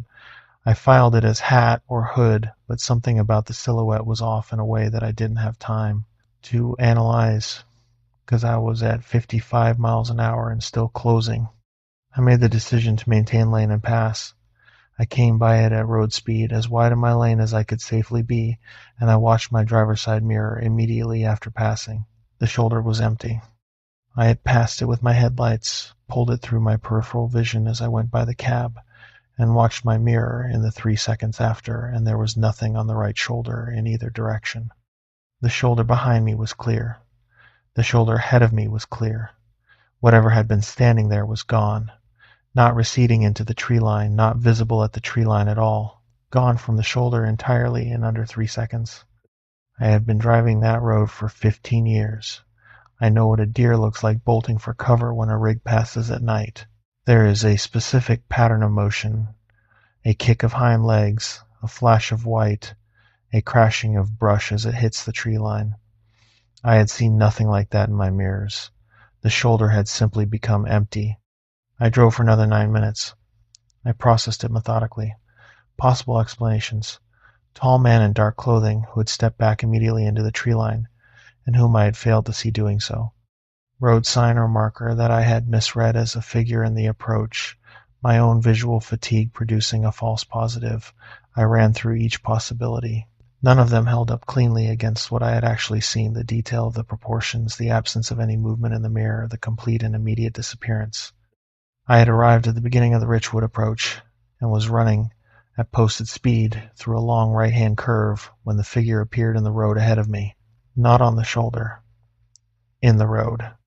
Southbound lane, lane center, facing my direction of travel, facing my headlights directly, standing in the middle of Route 19 with my rig coming at it at 52 miles an hour. A loaded 40-foot trailer at 52 miles an hour requires a minimum of 350 feet to stop from full brake application. I know that number precisely because I have known it for 22 years, and it is the number that governs every decision I make when something unexpected appears on the road ahead of me. When my headlights picked up the figure, I was inside that stopping distance. I was already committed to the outcome before I put my foot on the brake. I hit the brakes hard and laid on the air horn simultaneously, the way training requires. The horn on a Class A rig at close range in a mountain road cut is genuinely enormous. It bounces off the ridgeline walls and comes back at you and fills the cab, and you feel it in your chest cavity as much as you hear it.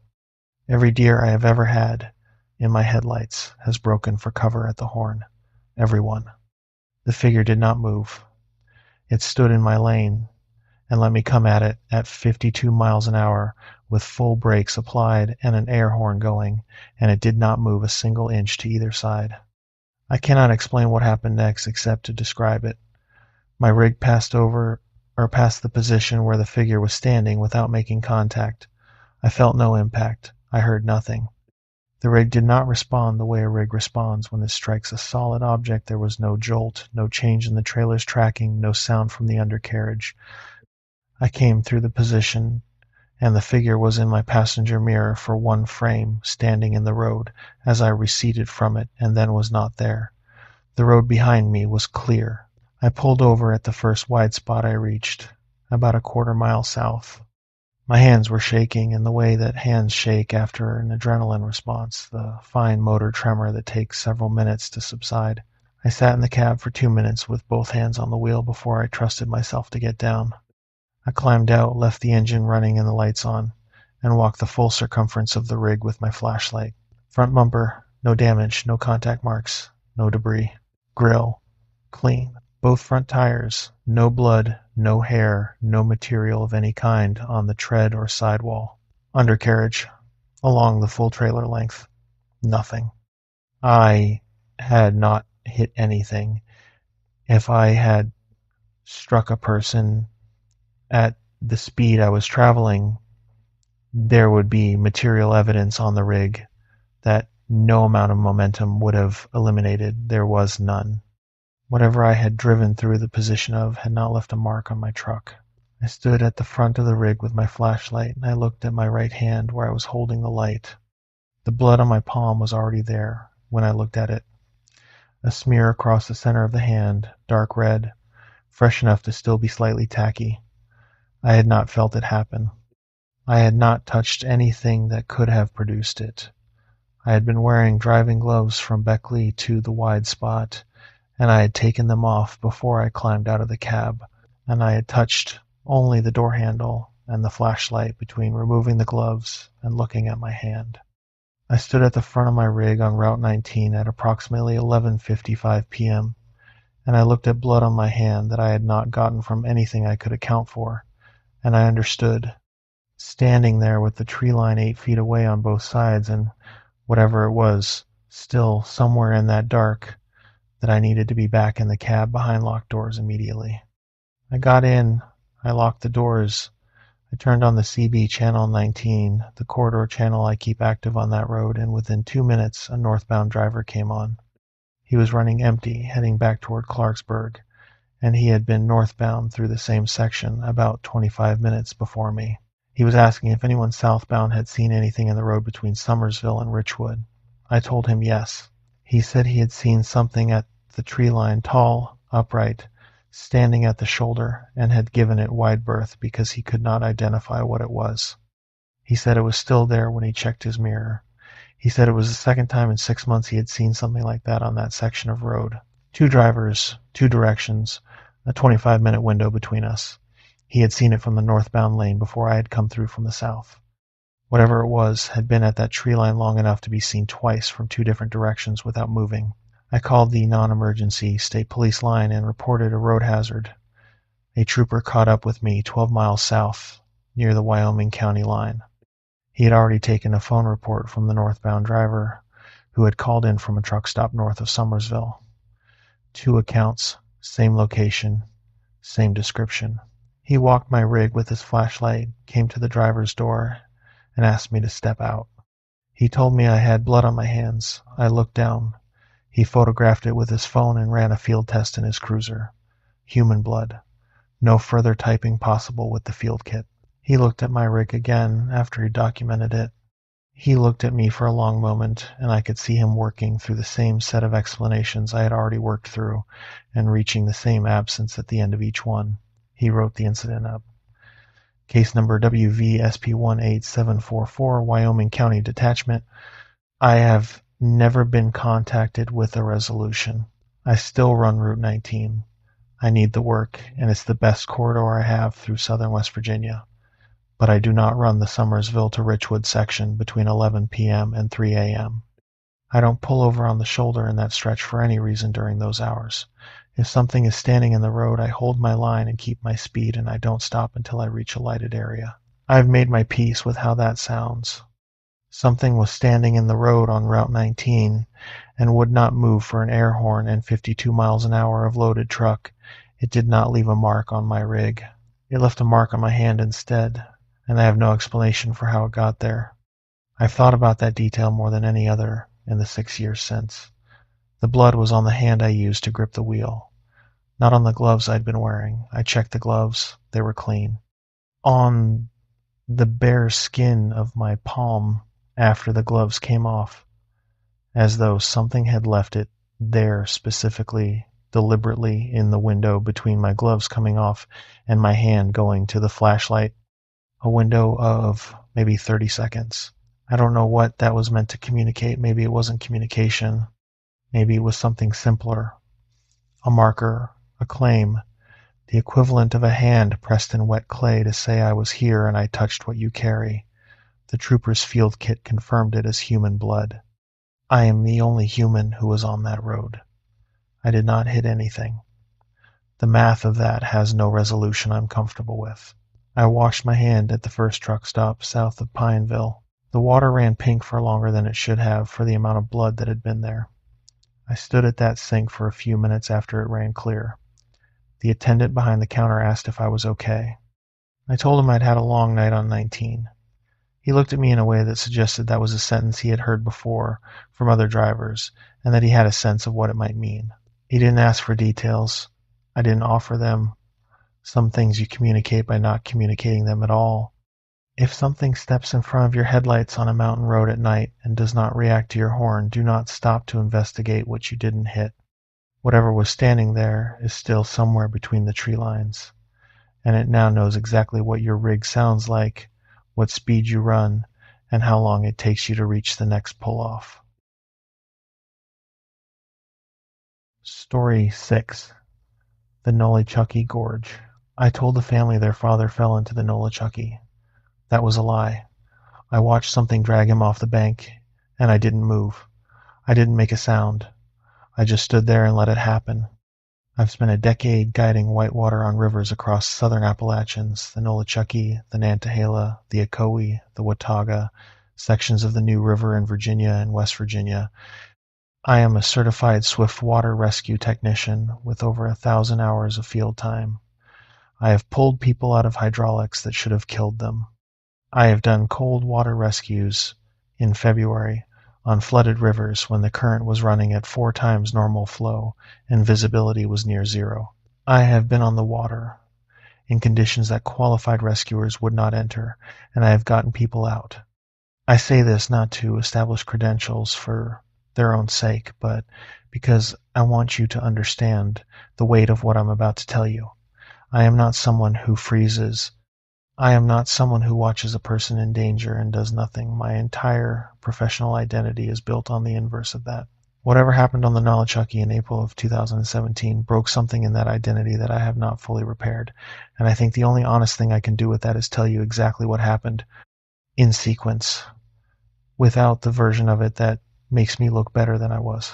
The Nolichucky River runs through a gorge in the Unaka Mountains on the Tennessee and North Carolina border that is one of the most remote stretches of whitewater in the eastern United States. The gorge itself is roughly 8 miles long and drops through Class 3 and Class 4 rapids with walls of ancient metamorphic rock rising several hundred feet on either side.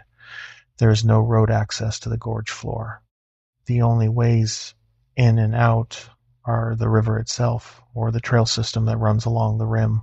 The gorge has been a rafting destination for decades, but the remoteness of it means that if something goes wrong in the lower gorge, professional help is a long time coming. You solve your own problems down there, or they don't get solved. I was guiding a private trip that April, a group of 4 adults, 2 couples, all experienced paddlers, who had booked a self-guided float with me as a safety and route guide. The trip had been booked through the outfitter I worked for at the time, based in Erwin, Tennessee. We put in at the standard Nolichucky access point at Poplar, North Carolina, early on a Saturday morning with a planned takeout at the Chestoa Bridge access in Erwin by late afternoon. The river was running at a moderate level, nothing unusual for April, when snow melt from the high country keeps the Nolichucky elevated but manageable. Good visibility, mid-50s air temperature, light cloud cover, a strong day for the gorge. The 2 couples were from Atlanta. I'll call the men Garrett and Phil because those are close enough to their real names for these purposes. Both competent paddlers, both in their mid-40s, physically fit, the kind of clients who've done enough river time to respect the water without being paralyzed by it. Their wives, I'll call them Lena and Susan, were slightly less experienced but had both floated the Nolichucky before on previous trips. They were a comfortable group to guide. They listened during the put-in briefing. They asked good questions. They didn't take unnecessary risks in technical water. By the time we'd cleared the first significant rapid sequence in the upper gorge, I had assessed them as solid clients and settled into the easy rhythm that comes with a group you trust. We ran the upper gorge without incident. The Nolichucky in the upper section is relentless, a sequence of class 3 and 4 drops spaced closely enough that you're almost constantly reading water and making decisions. Your attention is completely occupied. There's no room in it for anything except the river. That total absorption is part of what guides and experienced paddlers love about it. The gorge enforces presence. You cannot be anywhere except exactly where you are. The lower gorge is different. After the last major rapid sequence, the river levels into a progression of moving water and longer pools, the gradient easing, the walls still high and close, but the character of the place shifting from active to contemplative. The sound of the river drops from a roar to a steady rush. Conversation becomes possible again. The pace changes. You begin to notice the gorge itself, the seeps in the rock faces, the spring wildflowers on the upper rim, the way the afternoon light comes down in long, narrow angles between the walls. It is genuinely one of the most beautiful stretches of water in the eastern mountains, and every time I ran it, I was aware of that beauty in the particular way you're aware of something you know might eventually be taken from you. We reached the lower gorge by early afternoon, having run the main sections cleanly without incident. I stopped the group on a wide gravel bar that I'd used as a lunch spot on dozens of previous trips. Good flat ground, easy boat access, a clear view upstream and downstream. The clients pulled their rafts onto the gravel, changed out of wet layers, ate. I did my standard bank inspection, walked 50 yards upstream and 50 yards downstream, checked the visual on the next rapid, looked for any new log jams or strainers that might have come in since my last run. Everything read normal, river level looked good. The next 2 miles to the takeout were going to be easy water. That is the thing about the Nolichucky Gorge that I want to make clear before I describe what happened. It is not a place that feels threatening. It is not a place that produces unease under normal conditions. I have guided over 100 trips through that gorge, and I have never found it oppressive or ominous. It is beautiful and it is alive, and it demands respect, but it does not produce dread. That is why I did not recognize at first what I was feeling when Phil walked upstream and the silence changed. The silence changed before Phil reached the gorge wall. I registered it as I came back from my downstream inspection, a quality shift in the air of the gorge, a narrowing, as though the space had become attentive. The river kept running. The sound of it was present and continuous, but underneath that sound, the ambient life of the gorge, the bird noise, the wind movement in the upper rim vegetation, the insect presence you feel rather than consciously hear was gone. Everything except the river had gone quiet. I had experienced that particular silence once before, on a Section 4 run on the Chattooga in South Carolina, during an incident that I have never discussed publicly. I recognized what it meant. I registered it. I did not act on it fast enough. Phil was at the far end of the accessible bank when I looked upstream. He was maybe 60 yards away, standing on a flat shelf of rock that extended from the gravel bar to the base of the gorge wall, looking at something on the rock face above him. He was pointing the way you point something out to yourself when you're alone, a natural gesture without intent. He was looking at something on the wall. I heard the sound before I processed what it was. A brief, sharp displacement of gravel, not a slip, not the gradual accumulation of noise that comes with a stumble, but a single abrupt event. And then the surge of water at the bank's edge, as though something heavy had broken the surface film from above. And then nothing. The river continued. The gorge continued. The sound had lasted less than 2 seconds. Phil was not on the bank. I walked the bank to the gorge wall. I called his name. I checked every surface, every shadow, every crevice at the base of the wall. I stood at the wall and looked up, and I am going to tell you now what I saw, plainly, without the version of it I told the search teams. Something was on the gorge wall above me. It was perhaps 40 feet up. The schist face, moving. Not climbing, moving, the way a lizard moves, on a flat surface, with its body distributed across multiple points of contact in a way that no human climber could replicate, and no animal, I know, could replicate at that size. It was large, much larger than a person, and it was carrying Phil, who I could identify by his orange dry bag jacket and his gray helmet, held in what I can only describe as a cradle hold across the thing's body, the way you carry something that is not fighting you, something that is not resisting, something that has already been dealt with. Phil did not move. He did not call out. He was either unconscious or he was gone by the time I saw him on that wall. The thing did not look down at me. It reached the top of the gorge wall, 60 feet of near vertical metamorphic rock, in what I estimate was under 40 seconds from the moment I first saw it. Then the rim vegetation closed over it and it was gone. The only evidence it had been there was the scrape mark in the lichen on the lower section of the wall, and a hand-shaped impression in the soft clay at the base where the bank met the rock, which was not a human handprint in any proportion that I recognize. I stood at the base of the wall for a period of time I cannot accurately account for. At some point I was back on the gravel bar with the other clients, and my radio was in my hand and I was reporting an incident. I tell you that plainly because I have no defense for it. I am a trained swift water rescue technician. I have practiced emergency response in challenging conditions for 10 years. When a client is in danger, my response is automatic: assess, act, protect. I did not do any of those things. I stood at the base of that gorge wall and I watched something take Phil up a 60-foot rock face in under 40 seconds, and I did not shout, and I did not move, and I did not reach for my throw bag. What I can tell you is that the moment I looked at it, the moment I processed what I was seeing clearly enough to intend to respond, something stopped that intention. Not physically, nothing touched me. But there was an interval in which I was fully conscious, fully aware of what was happening, and completely unable to translate that awareness into action. The interval lasted until the thing crested the gorge wall and disappeared over the rim. Then it ended, as though a circuit had been completed, and I was standing with my throw bag in my hand and the bank empty and the river moving past without any record of what had just happened. I have described that interval to 2 people in the years since.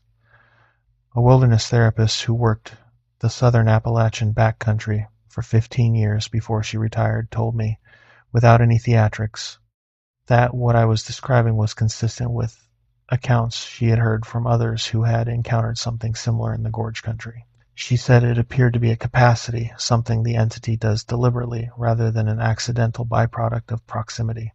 She used the technical term prey freeze and told me that while prey freeze in response to predator presence is well documented in animals, its occurrence in trained humans with active response protocols was unusual enough that she considered it a defining characteristic of this specific kind of encounter.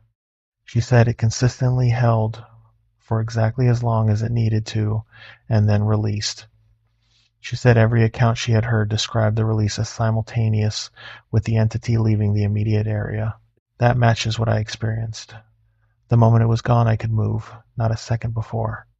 I called upstream to Phil. No response. I called twice more. I walked the entire accessible bank to the gorge wall. I checked every surface, every shadow, every crevice at the base of the rock face. I stood at the wall and looked up at the lichen-covered schist, still in silence 60 feet above me, and I understood that there was nothing more I could do from the gorge floor. I went back to the group and I told them Phil had slipped on the bank and gone into the water, and I hadn't been able to reach him in time. Garrett went white in the way people go white when reality has not yet converted to feeling. Susan started crying, then screaming, then cycling between them in the way grief does when it is too large for any single expression. I got on my radio and called the Unicoi County Sheriff's Office and initiated a swift water search protocol. I gave Phil's last known location as the upstream bank, consistent with a water entry incident. I told that lie, and I have lived with it since, and I want to explain why I told it, rather than what I'd actually seen. I told it because what I had seen had no framework in any official incident report category. Water entry incidents have protocols. What had happened on that gorge wall had no protocol. If I had reported accurately, the search resources would not have changed. No river team is equipped to pursue something up a 60-foot schist face into the gorge rim, and the outcome for Phil would not have changed. What would have changed was my credibility, and with it any chance of this account being believed by anyone who might use it to keep someone else alive. The search ran for 4 days. 2 swift water teams, a drone unit covering the gorge from above, a rope rescue team working the rim trail. They recovered Phil's dry bag jacket on a gravel bar 2 miles downstream on the 3rd day. They did not recover Phil. The incident was documented under case number UCSAR 1704 Alpha as an accidental drowning with body not recovered, a not uncommon outcome on the Nolichucky, where the river is deep in sections and the bedrock bottom can hold a body for a long time. What the search teams found that was not included in the official documentation came to me 3 weeks later from a swiftwater technician named Trey, who I had worked alongside on prior operations and who called me because he felt I should know. The rope team working the rim had found scrape evidence on the upper section of the gorge wall, specifically disruption of the lichen and a pattern inconsistent with any known climbing activity, spread across a width of surface that no human climber could account for. And at the base of the wall, in the clay soil set back from the waterline, there were partial impressions that the team's coordinator had described to the group as inconclusive evidence of animal activity. Trey told me the coordinator had used the word animal with a specific, deliberate neutrality that made clear to everyone present that the word was a category rather than an identification. Nobody asked for specifics. Trey said they understood that not asking was the correct response. Phil's jacket was intact when they found it.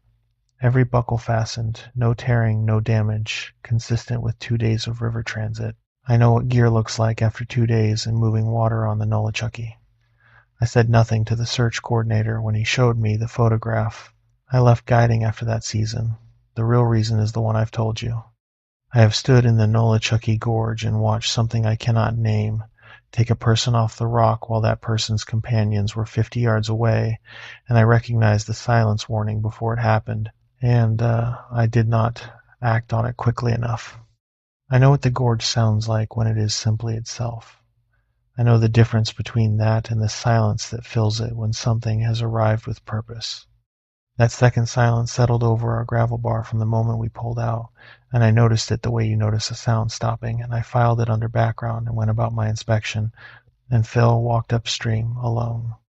If you float or hike the Nolichucky Gorge, keep every member of your group within sight and voice range at all times. Not mostly in sight. In sight. The gorge walls are not scenery. Something uses them, and it is patient, and it identifies the person who has put distance between themselves and the group. The gorge is remote enough that it will be over before any help arrives. Do not let anyone walk that bank alone, not for 5 minutes, not for 50 yards. The gorge is not just terrain, it is territory. And whatever claims it has been doing so long enough that it does not feel the need to hide.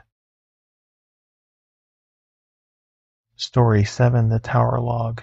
The incident report I filed with the Forest Service was redacted to 4 sentences. What I actually watched through the tower scope for 6 straight hours would have shut down every trail in the Smokies for a decade. I need to be careful about how much identifying information I include here. I worked as a seasonal fire lookout observer for the National Park Service in the Great Smoky Mountains, stationed at a tower on a high ridgeline on the Tennessee and North Carolina border during a contract that ran through 2 consecutive fire seasons, The tower and its precise location I will not name, because the area is still staffed seasonally, and I have no interest in creating problems for whoever is up there now. I will say it was above 5,000 feet, on a ridge that offered a 360-degree view across the high Smokies, and that it was one of the more remote staff positions in the park system, a 2.5-mile trail from the nearest road access, with no vehicle route, no power grid connection, and no cell service. Radio was the only communication link. The tower itself was a standard Forest Service cab on stilts design, glass-walled observation cab atop a steel frame, maybe 60 feet off the ground, with a small attached sleeping quarters and supply room at the base. The job is what you'd expect if you've read about it. Long periods of solitude punctuated by the specific attention required to scan a large area of forest continuously for smoke.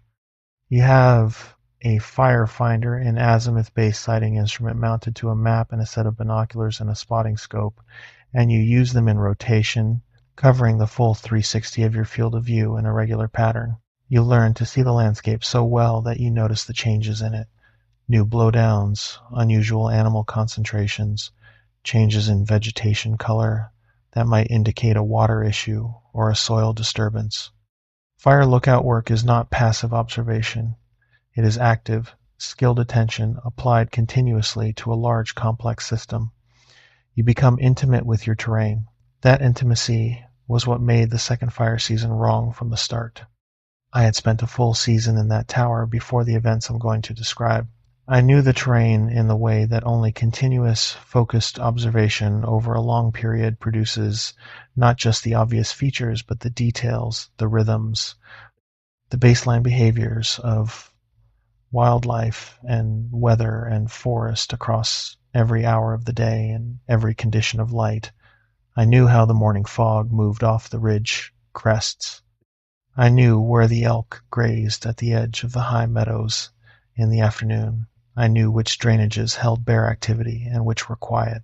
I had a mental map of my field of view that was more detailed than the park's official cartography for that area, because the park map was made from aerial surveys and mine was made from 12 to 14 hours of daily ground-level observation across a full season. When something changed in my second season, I noticed.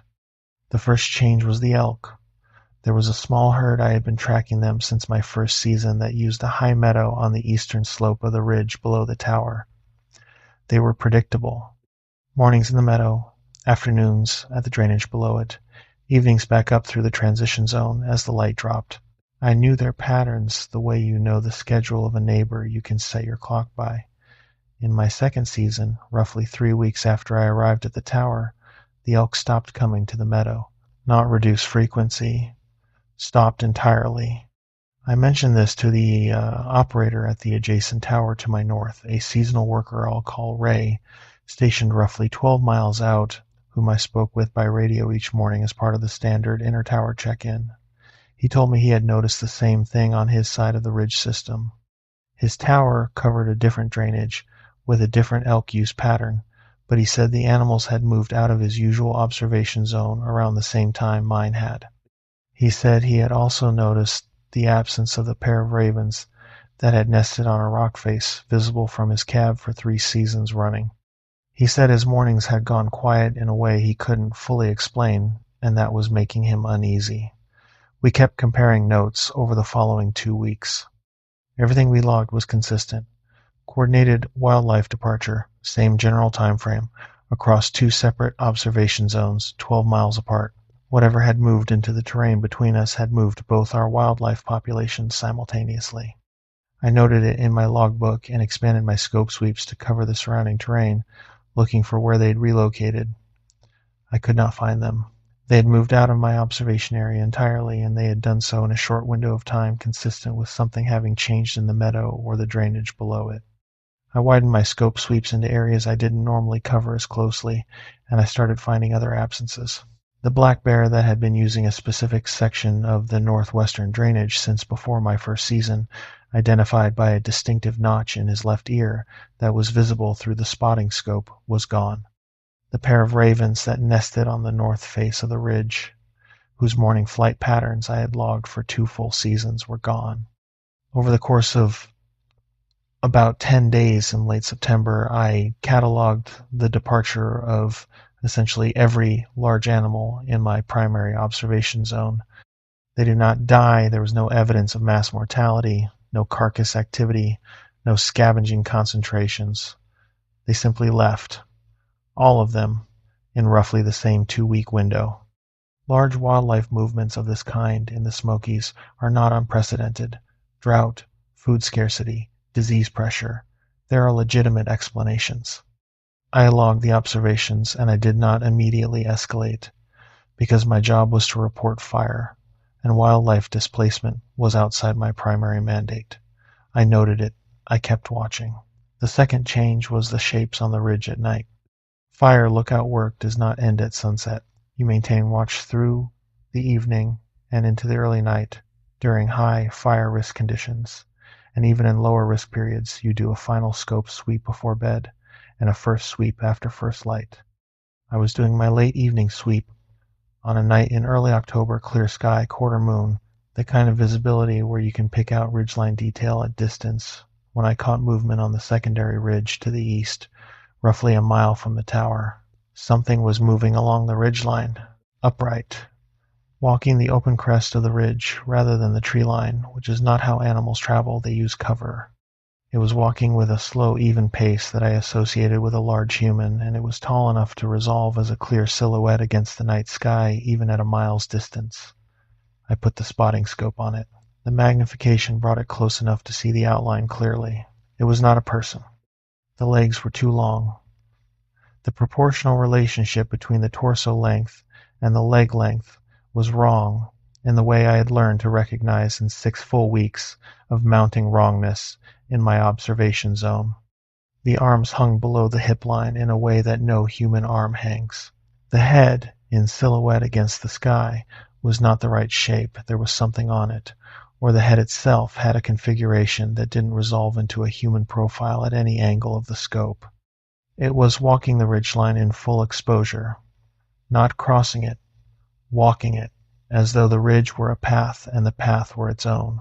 I watched it for 11 minutes before it dropped into the tree line on the western slope and was gone from my view. I wrote it in my logbook. I described it as accurately as I could. I cross-referenced the height estimate against a known reference, a dead standing snag on that ridge that I had previously estimated at 18 feet, confirmed against a trail crew's written report from the previous maintenance season. The figure appeared to stand between 7 and 8.5 feet tall. That estimate had a margin of error. I'd put it about 6 inches in either direction.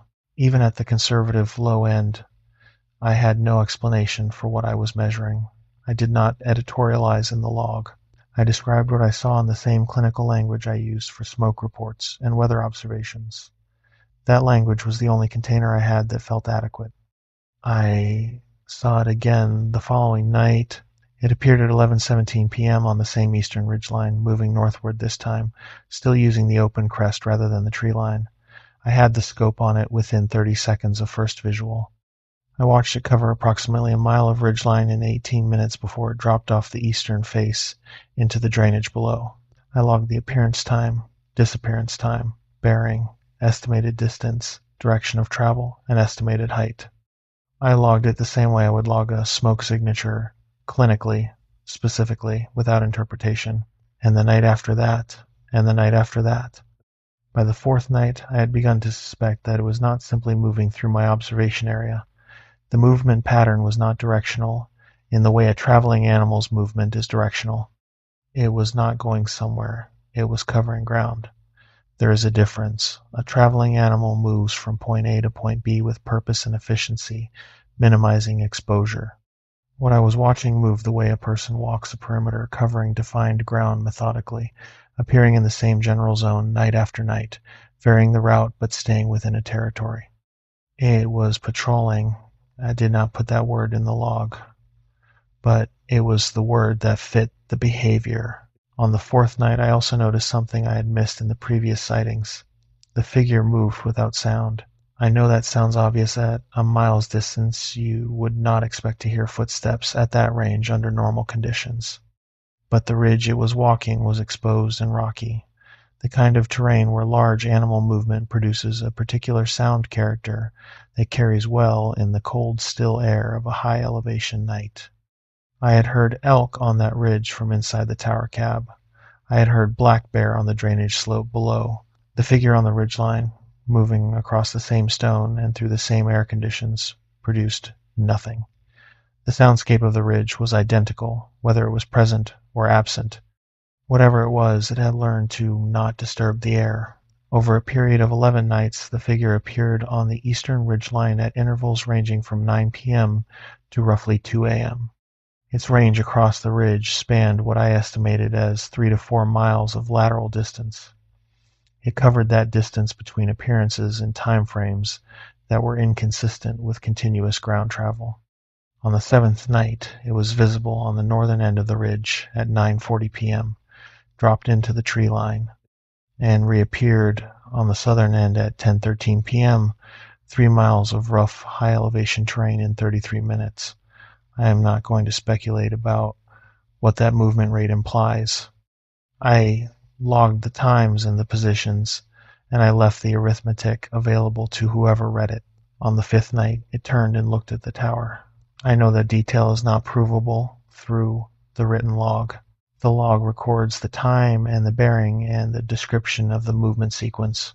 What it cannot convey is the quality of the moment in the spotting scope when the figure stopped on the ridge crest and oriented toward my position. I was in a dark cab, interior lights off, as is standard for nighttime observation work, because a lit interior destroys your night vision and backlit glass becomes a mirror. I had been tracking the figure for 6 minutes. It had been moving steadily southward along the ridge crest. Then it stopped. The stillness was the first thing. It stopped with the completeness that I had cataloged over 11 days of observation, no compensatory movement, no postural adjustment, no visible respiration. Simply stopped. And then, after 2 minutes of that absolute stillness, it turned. The turn was precise. Not a scan, not a gradual rotation. It turned to a specific bearing and stopped. The bearing was directly toward the tower. At 1 mile's distance, in the dark, with no artificial light source on my position, it turned and looked at my tower. I have replayed that moment many times since. The question I keep returning to is whether it had known I was watching the whole time and was making a point of acknowledging it, or whether it had just in that moment detected something that revealed my position. I don't know the answer. What I know is the effect of it. I put the scope down and stepped back from the window and stood in the unlit cab for a long time without moving, which is not a thing I had done before in 2 seasons of tower work. It was not on the ridge the following 2 nights. I wondered if I had done something wrong by reacting visibly, by stepping back from the window, and whether that had communicated something to it.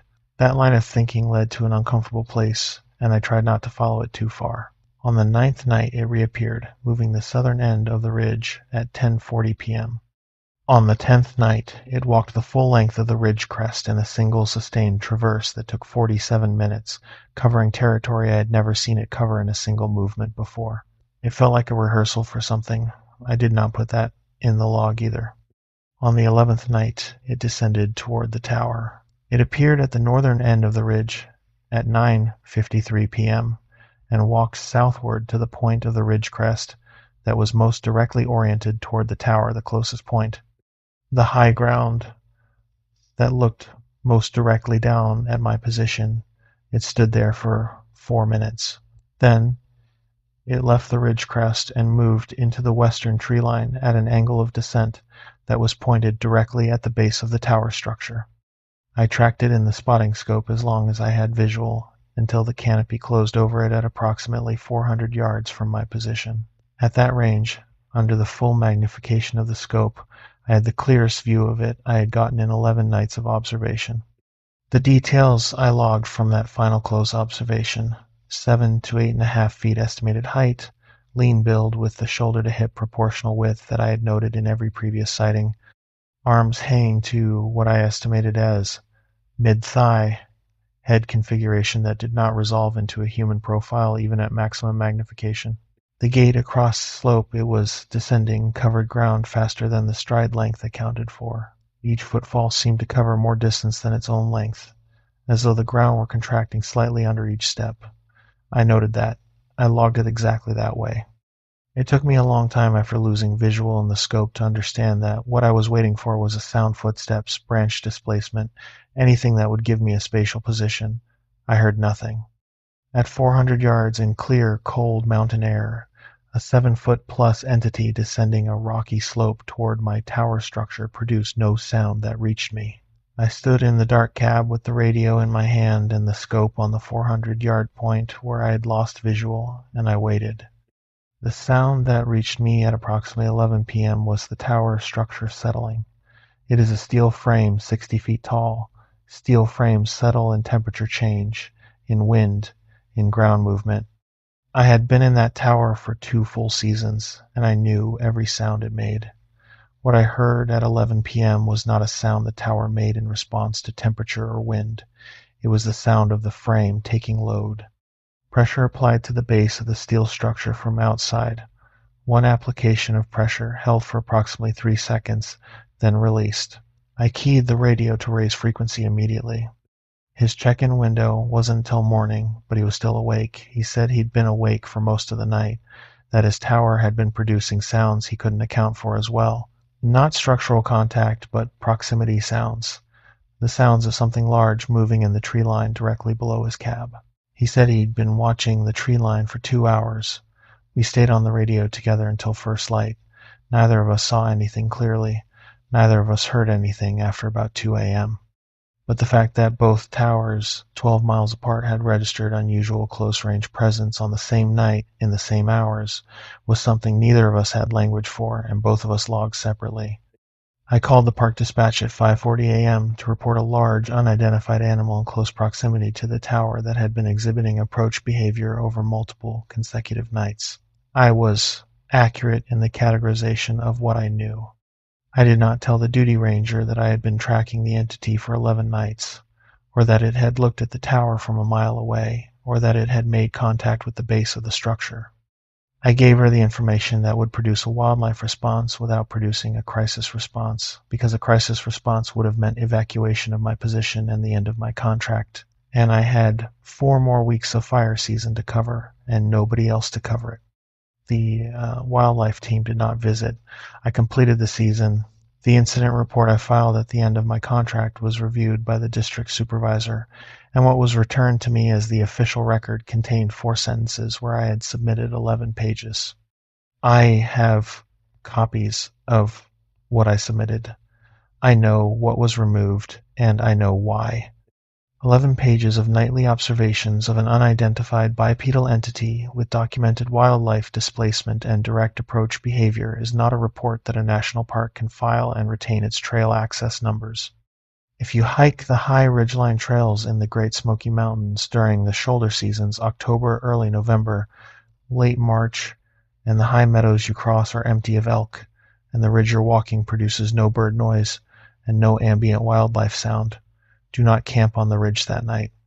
Get below the tree line and get close to water. Whatever uses those exposed ridges after dark does not like moving water.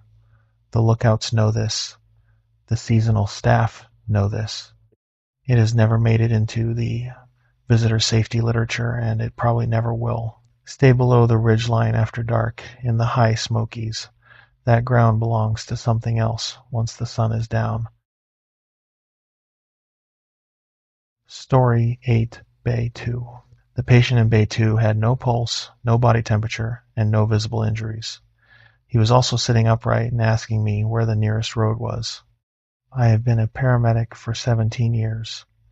I worked the first 11 of those years in urban EMS in Knoxville, Tennessee, and the last 6 in rural emergency services in Harlan County, Kentucky, which is a fundamentally different kind of work in almost every respect. In Knoxville, your average scene is loud and concrete and close to everything. Second unit is usually 7 minutes behind you. Hospitals are everywhere. The population density means that even at 2 in the morning, there are witnesses and bystanders and peripheral activity. You work your patient in a context that feels relatively contained. In Harlan County, you are often the only responder to a scene that is 35 to 50 minutes from any hospital on terrain that emergency vehicles reach by the grace of whoever has been maintaining the unpaved county roads that week, in conditions where backup is a long time behind you and the scene is whatever the scene is, and you deal with it with what you have. The county is beautiful in a way that can make people underestimate it. Black Mountain is in the eastern part of the county. The valley roads run along creek bottoms between ridge lines that go dark early in the fall and stay dark late into spring. There are areas in Harlan County where your radio signal is intermittent, your GPS is marginally reliable, and the nearest human structure is several miles of rough road away. I have responded to scenes and conditions that most urban EMS workers would consider unacceptable, and I have done it alone, and I have gotten people out. That is the job. I am not a person who is easily surprised by what the human body can and cannot survive. In 17 years I have seen trauma that should have been fatal and was not, and I have seen apparent stability that was not stable, and I have seen every category of medical event that rural Appalachian demographics produce. I tell you all of that so you can calibrate what it means when I say that the call I responded to in November of 2021 produced a clinical finding that I have not been able to file into any professional framework. I possess. The call came in at 2:19 a.m. The dispatch description was a motor vehicle accident on a county road east of Bledsoe, a two-lane road that runs along the base of Pine Mountain through some of the most remote residential terrain in Harlan County. The road itself is the kind of road that exists in eastern Kentucky in abundance. Narrow, patched, winding through a valley bottom with the mountain rising steeply on one side and the creek drainage on the other, serving a scattered population of houses set back from the road by long gravel drives and wood bridges over the creek. There is essentially no traffic on that road after 10 p.m. The caller was a woman who said she'd found a man in the road near her mailbox. She described him as injured and unresponsive. Standard MVC protocol, full trauma response. My partner on that shift was a man named Sully, who had been in Harlan County EMS for 12 years and whose judgment I trusted without reservation. He was the kind of partner you want at 2 a.m. on a county road at the base of a mountain, calm, fast, and completely without the need for narration. We communicated in the shorthand that develops between people who have worked difficult scenes together long enough. We ran it together, Sully driving, me on the clinical side. The road was dry and clear that night, which was a small mercy given the time of year. We reached the scene in 31 minutes from dispatch. The woman who had called was an older resident, house set back from the road with a single porch light on. She was standing at the end of her gravel drive when we pulled up. She was calm in the particular way that rural people who've lived a long time in isolated terrain are calm in a crisis, not unaffected but functional, with the assessment already done and the description ready. She told us she hadn't heard an impact. She'd come out to check on her dog, which had been behaving strangely for several minutes, not barking the way it barked at deer or raccoons, but whining, which it did not normally do. She'd come out with a flashlight and found the man. I noted the dog's behavior and filed it. Animals responding to something before humans register it is a pattern I have observed enough times in fieldwork to treat it as data. I swept my headlamp along the tree line on both shoulders of the road before I walked to the patient. Both sides looked clear. The tree line looked specifically empty, which I also noted, because empty is not what a dark tree line looks like at 2 a.m. in Harlan County. There is always movement, always some evidence of the small nocturnal activity that fills the edges of cleared land at night. What I saw on both shoulders was nothing. No reflective eyes catching my lamp, no rustling, no ambient presence of living things going about their business. Just dark tree line with nothing moving in it. I told myself it was the cold. November. The animals bedded. I walked to the patient. No vehicle damage visible anywhere in the scene.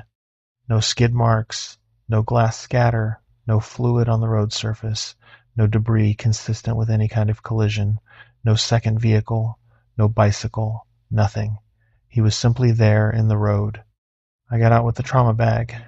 Adult male, mid to late 40s by appearance, work clothes, canvas, work pants, flannel shirt, lace-up work boots with clay soil embedded in the soles.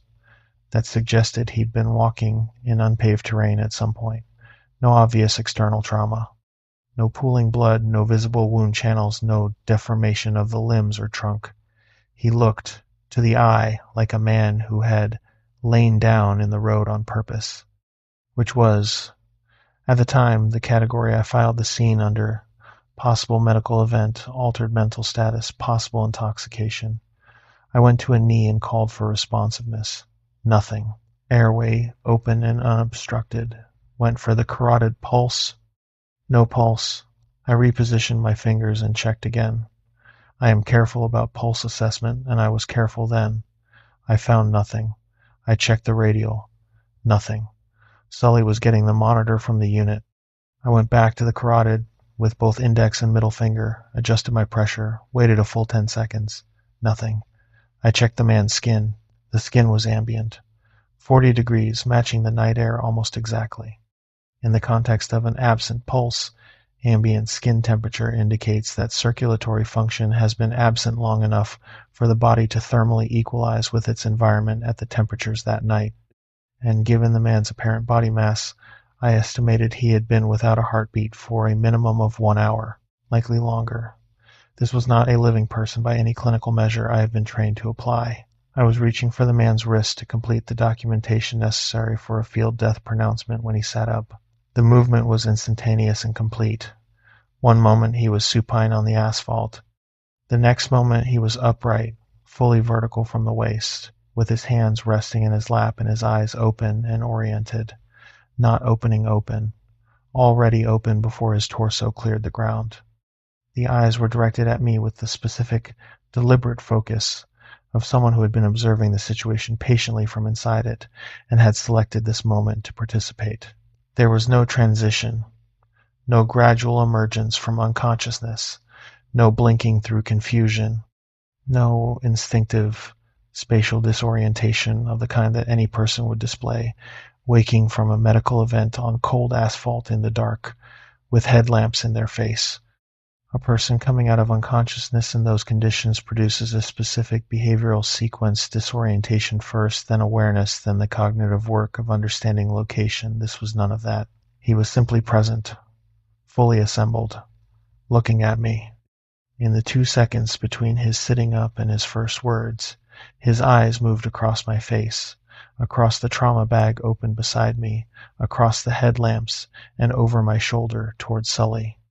It was an inventory, rapid, systematic, the kind of visual assessment that collects available scene information before engaging. He cataloged the situation and then he spoke. He said, "Where's the nearest road from here?" We were on a road.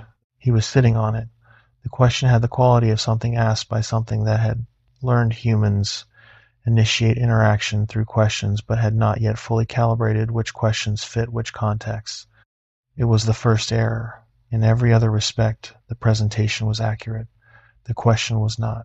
Sully came around the side of the unit with the monitor and stopped walking. He had heard my pulse call. He had heard me request the monitor for a pulseless ambient temperature patient. He was looking at the man sitting upright on the asphalt, and he was completely still in the way people go still when what they are seeing and what they know to be possible are not reaching agreement. The man asked again. Same question, same register, same flat patience. "Where is the nearest road?" I told him he was on County Road 1214 and asked his name. He did not answer the name question. He looked at me with those eyes. The people response was clinically present. They contracted correctly when Sully brought the flashlight to bear at the right speed and to the right degree. The mechanical optical function was intact. What was absent was the secondary layer that living consciousness produces in a face, the quality of interiority that makes a person's eyes feel occupied rather than operational. When a human being looks at you, something behind the eyes is engaged. Assessment, recognition, wariness, curiosity, some evidence of an interior state processing what it receives. These eyes received and processed without that secondary engagement. The machinery was running. Whatever should have been behind it was not. Sully moved quietly to the man's far side, repositioning the way you reposition at a scene when you have reevaluated the subject classification and are adjusting your geometry accordingly. I had my hand at the trauma bag without having consciously put it there. The man stood up, controlled, mechanical. No effort, No recovery sequence. No bracing of hands against the ground or shift of weight that accompanies a normal standing movement. He simply rose, as though standing were a state he had selected rather than an action he had performed. He was taller upright than I had estimated, lying flat well over 6 feet, with his head above my direct line of sight in a way that put him at something between 6'4" and 6'6". The work clothes that had looked proportionate on the ground were not right for him standing. The flannel shirt pulled across the shoulders in the specific way clothing pulls when the wearer's shoulder width slightly exceeds what the garment was cut for. The canvas pants were short at the ankle. The boots fit, but something about the distribution of weight in them, the angle of the ankle, the slight forward lean in the stance, was not how a person stands in boots they have broken in. It was how a person stands in boots they have recently put on. I have spent 17 years looking at bodies in clinical detail. The small discrepancies are the kind of thing you notice when you have looked at that many bodies and your eye has developed the pattern matching that comes with it. Each individual detail was explainable. The sum of them was not. He looked at Sully. He looked at me.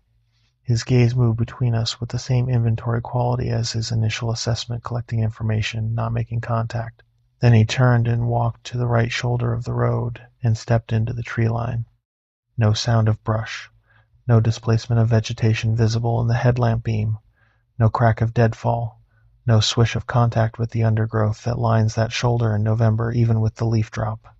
He was in the tree line, and then he was not visible, and then the tree line was simply dark and still and producing no sound of retreating movement in any direction. Sully and I stood in the road. The older woman on our porch had been watching from the distance of her gravel drive. After the man entered the tree line, she went inside and closed her door. I noted that. She did not ask questions. She did not call out to us.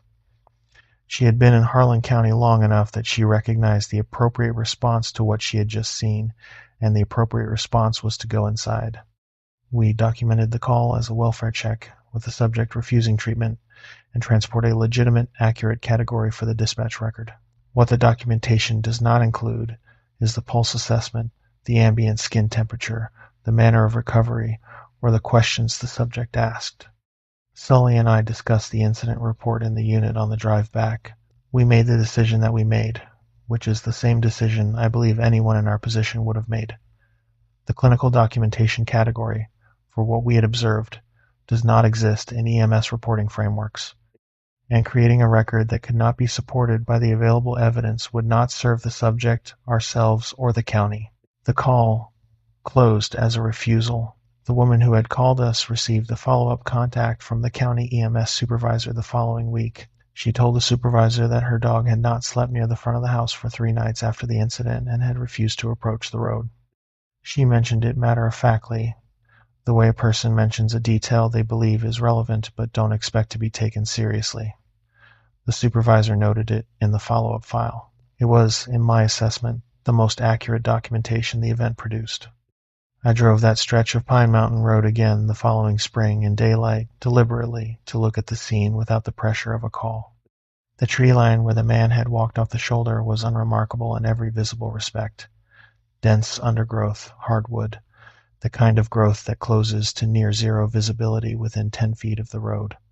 Nothing on the road surface, no disturbance in the shoulder vegetation where he had entered the tree line, and in the clay soil at the base of the tree line, set back perhaps 4 feet from the shoulder and partially covered by leaf matter, there was a single large bipedal impression, not a shoe print, not consistent with human foot anatomy in its proportions. The width across the ball was wider than any boot I've handled clinically, and the overall length was significantly greater. I photographed it. I did not file a report. There was no official context for it. I have the photograph. I look at it occasionally. The impression has not changed, and neither has what it means to me. Whatever was on that road was there long enough and came close enough to that shoulder to leave one mark. One, as though it had placed one foot deliberately on the yielding ground and lifted it again, as though it wanted something recorded, even if only in clay. I still work Harlan County EMS. I still run Pine Mountain calls at 2 a.m. Before I go to a knee beside any patient in the road on the Mountain County route at night, I take a full second to check both tree lines deliberately, not a quick sweep. The kind of perimeter check we're trained to do for secondary scene hazards, because in Harlan County sometimes the secondary hazard was the primary event all along. You are not always responding to what dispatch described. Sometimes you are responding to what used the road and left something patient-shaped behind as a reason for you to stop and kneel down. The dispatch call will be accurate. The scene will look right. The patient will present correctly in every clinical respect you are trained to assess. Check the tree line before you check the pulse. Make sure the tree line is empty the way empty actually looks. Ambient movement, small nocturnal activity, the busy aliveness of a healthy night forest, rather than empty the way it is when something large has decided to be very still inside it, and everything that normally lives there has already left.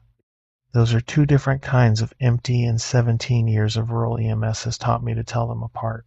Rural EMS accounts from anywhere in the Appalachian coalfield counties belong in the comments.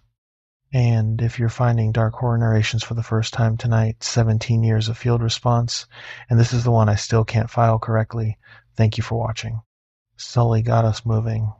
He said it quietly, get in the unit, and I agreed with him, and we did, and neither of us spoke on the drive back. Some things the debrief process is not built for. The woman on the porch went inside when he entered the tree line. That is the correct response.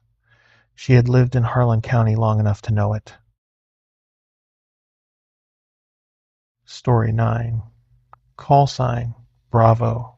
At 4:52 a.m., my client stopped responding on the radio. At 4:53, something that knew his exact voice, his exact cadence, and his exact call sign began transmitting in his place. I have been a hunting guide in West Virginia for 18 years. I worked the Monongahela National Forest and the surrounding private timber land in Pocahontas and Randolph counties, high country, dense mixed hardwood and spruce, terrain that shifts between open ridge systems and tight creek drainages that can swallow a person in under 100 yards of descent. I run elk and bear hunts primarily, with whitetail and turkey in the appropriate seasons. I have a reputation in this region for working back country that other guides won't access, not because I am reckless, but because I have nearly 2 decades of knowledge of that terrain, and I am genuinely comfortable in it at any hour and in any season. I run two-way radios on every guided hunt without exception, battery-powered, designated channels, mandatory check-ins every 30 minutes when clients are in the field.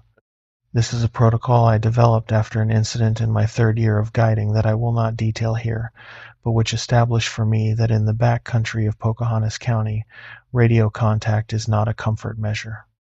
It is the operational difference between a difficult situation and a missing person report.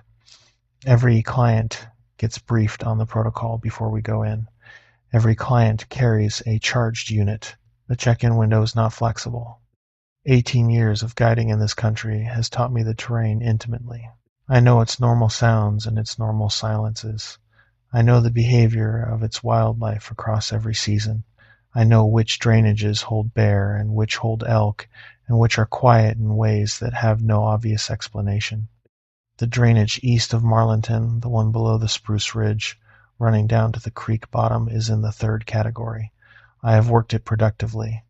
I have also had 3 encounters in that specific drainage over 18 years that I have never been able to explain to a standard that would satisfy anyone in the guiding profession. The first was in my 4th season, a solo scouting trip in late October, when something large paced me along the far side of the creek bottom for nearly a mile before I crossed a tributary and the pacing stopped. I never saw it.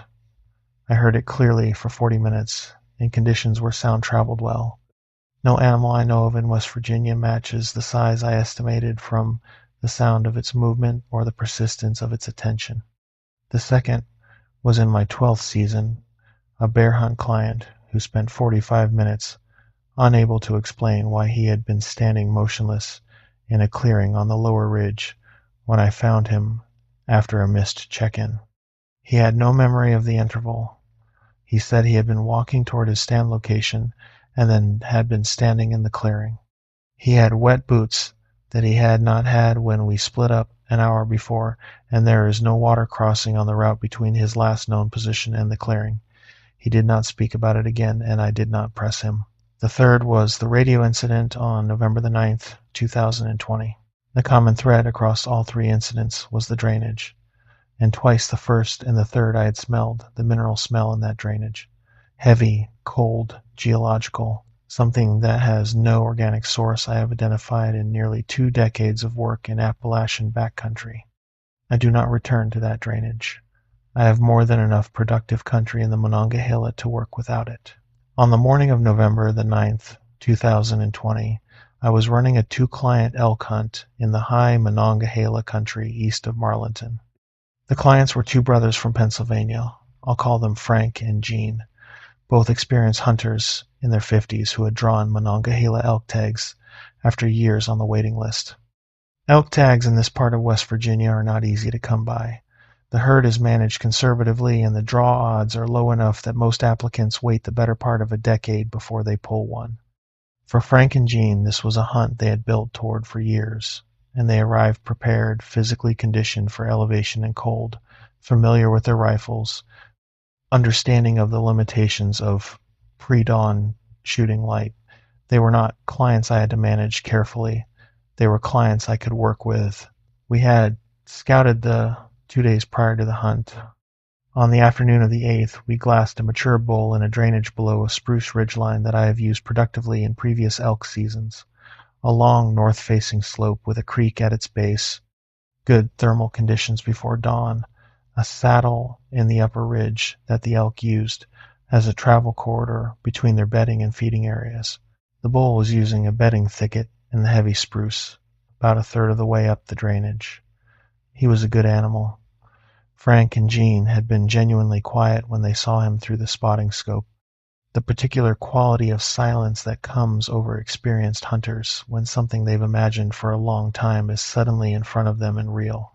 The plan for the morning of the 9th was straightforward.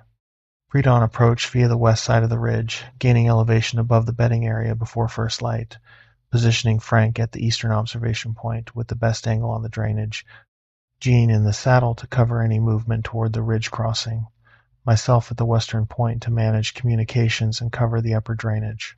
The thermals before dawn in that terrain run cold air downhill into the drainage, which keeps our scent above the bull's position during the approach. By the time thermals reverse after sunrise, the elk would have moved from the bedding area toward the feeding areas, and Frank would have had his shot. It was a clean plan for terrain I knew well. I had no reason going in to believe the morning would produce anything except an elk and a good story for Frank and Jean to take back to Pennsylvania. We hiked in at 3:15 a.m. Temperature was 18 degrees, no wind, clear sky, with enough starlight that headlamps were almost optional on the open upper ridge. Good conditions. The approach went without incident, quiet footing on frozen ground, no significant wind to carry sound or scent, the elk bedding area silent below us as we gained the ridge. By 4:30 we were in position, spaced along the spruce ridge with 200 yards between us, settled in and waiting for shooting light. The ridge at that hour in November is genuinely cold. 18 degrees with still air and clear sky is cold that settles into exposed skin in minutes, cold that makes rifles feel like iron bars and optics fog on the first breath. I was dressed for it. I have been dressing for Monongahela pre-dawn in November for 18 years, but even with the right gear, you feel it. It focuses you. There is nothing ambient or comfortable about that ridge at 4:30 in the morning in November, and that focus is part of why I like running early season elk hunts. You are very specifically present. Every sense is operating at its limit, which is why I am certain about what I heard. At 4:52 a.m., Frank keyed twice. 2 short radio clicks are confirmed visual signal. I acknowledged, shifted to my scope, and began glassing the drainage for the bull's movement toward the saddle. I was scanning for movement in the pre-dawn dark when the radio crackled again. Frank's voice. His exact voice, the particular Pittsburgh-adjacent accent he carried, the way he dropped the ends of words slightly, the specific register of a man trying to keep his voice low and level because he was looking at an animal he'd waited years to see. The voice said, "He's moving toward the saddle. Jean, hold your position. I'm coming across." I acknowledged Frank and glanced toward the saddle. I was watching for movement in the saddle when Jean's voice came on the radio. Jean said, "Frank, I don't have you on visual. Where are you?" I frowned at that. I keyed the radio and asked Frank to confirm his position. There was a pause of approximately 4 seconds. Then Frank's voice came back, "Still at the eastern point. I haven't moved." I went cold in a way that had nothing to do with the 18-degree air. I had heard Frank's voice on the radio twice in the previous 90 seconds.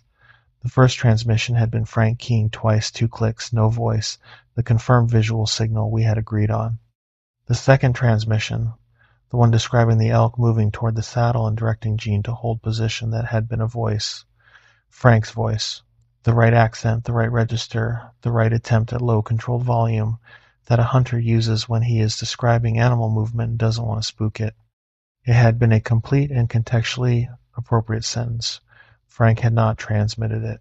I keyed the radio and asked Frank to confirm whether he had transmitted a voice message in the past 2 minutes.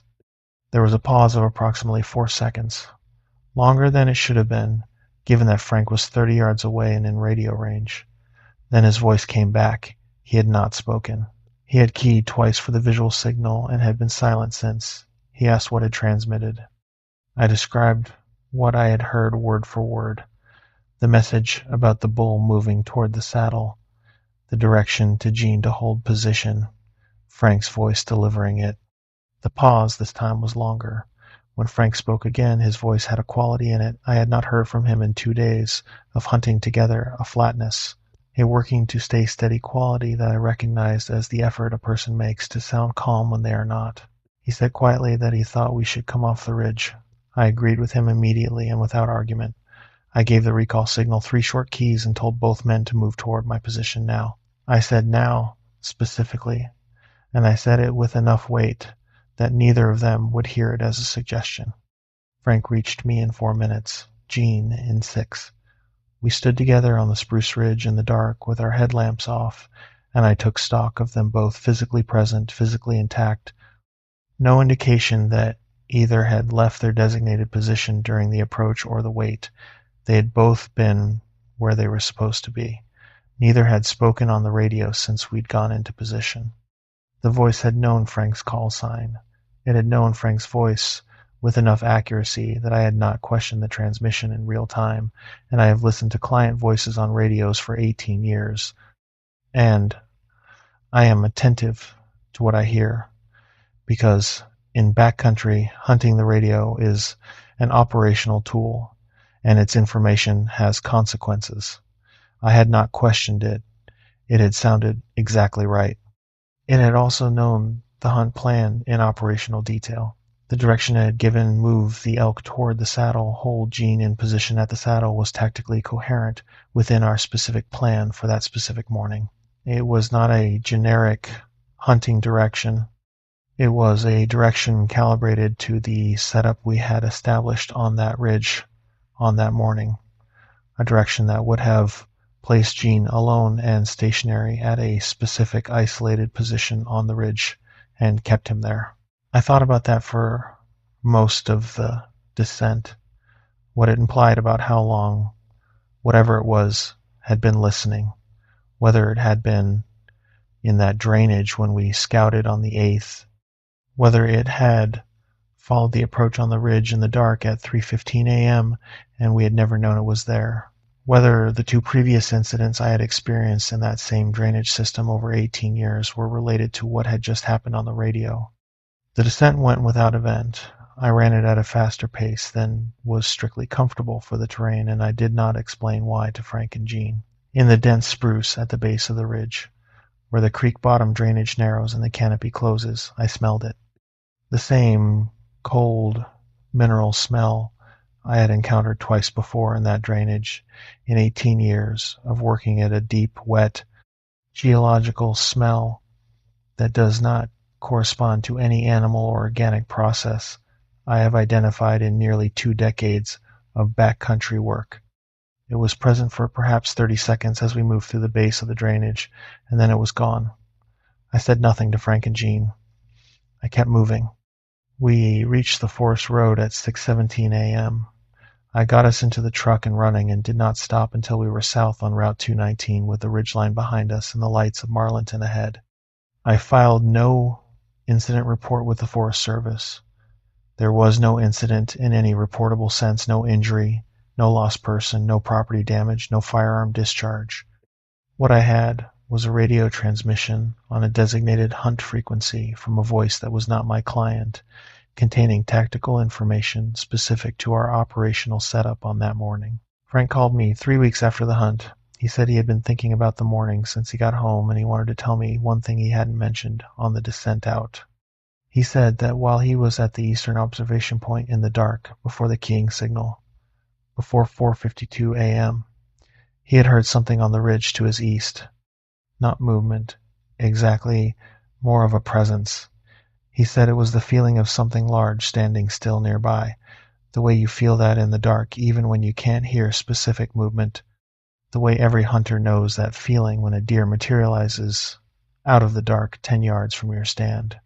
He said it had been there for several minutes before he gave the visual signal.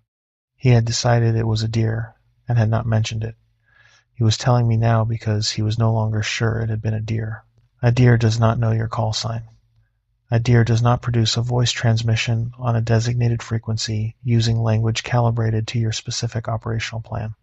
Frank had been standing at the edge of a dark spruce ridge at 4 in the morning, and something that had been listening long enough to use our communications against us had been standing close enough to touch him in the dark. It had chosen not to do anything with that proximity. It had a goal more specific than proximity. The goal was the instruction. The instruction was Gene. It had been standing next to Frank in the dark, building the instrument it needed to isolate the most separated member of the group. Frank didn't ask me to explain any of it. He thanked me for getting them off the ridge and told me he was done with Monongahela elk hunting. I told him I completely understood. I meant it. I have not worked that drainage since. I have not taken a client to that spruce ridge since.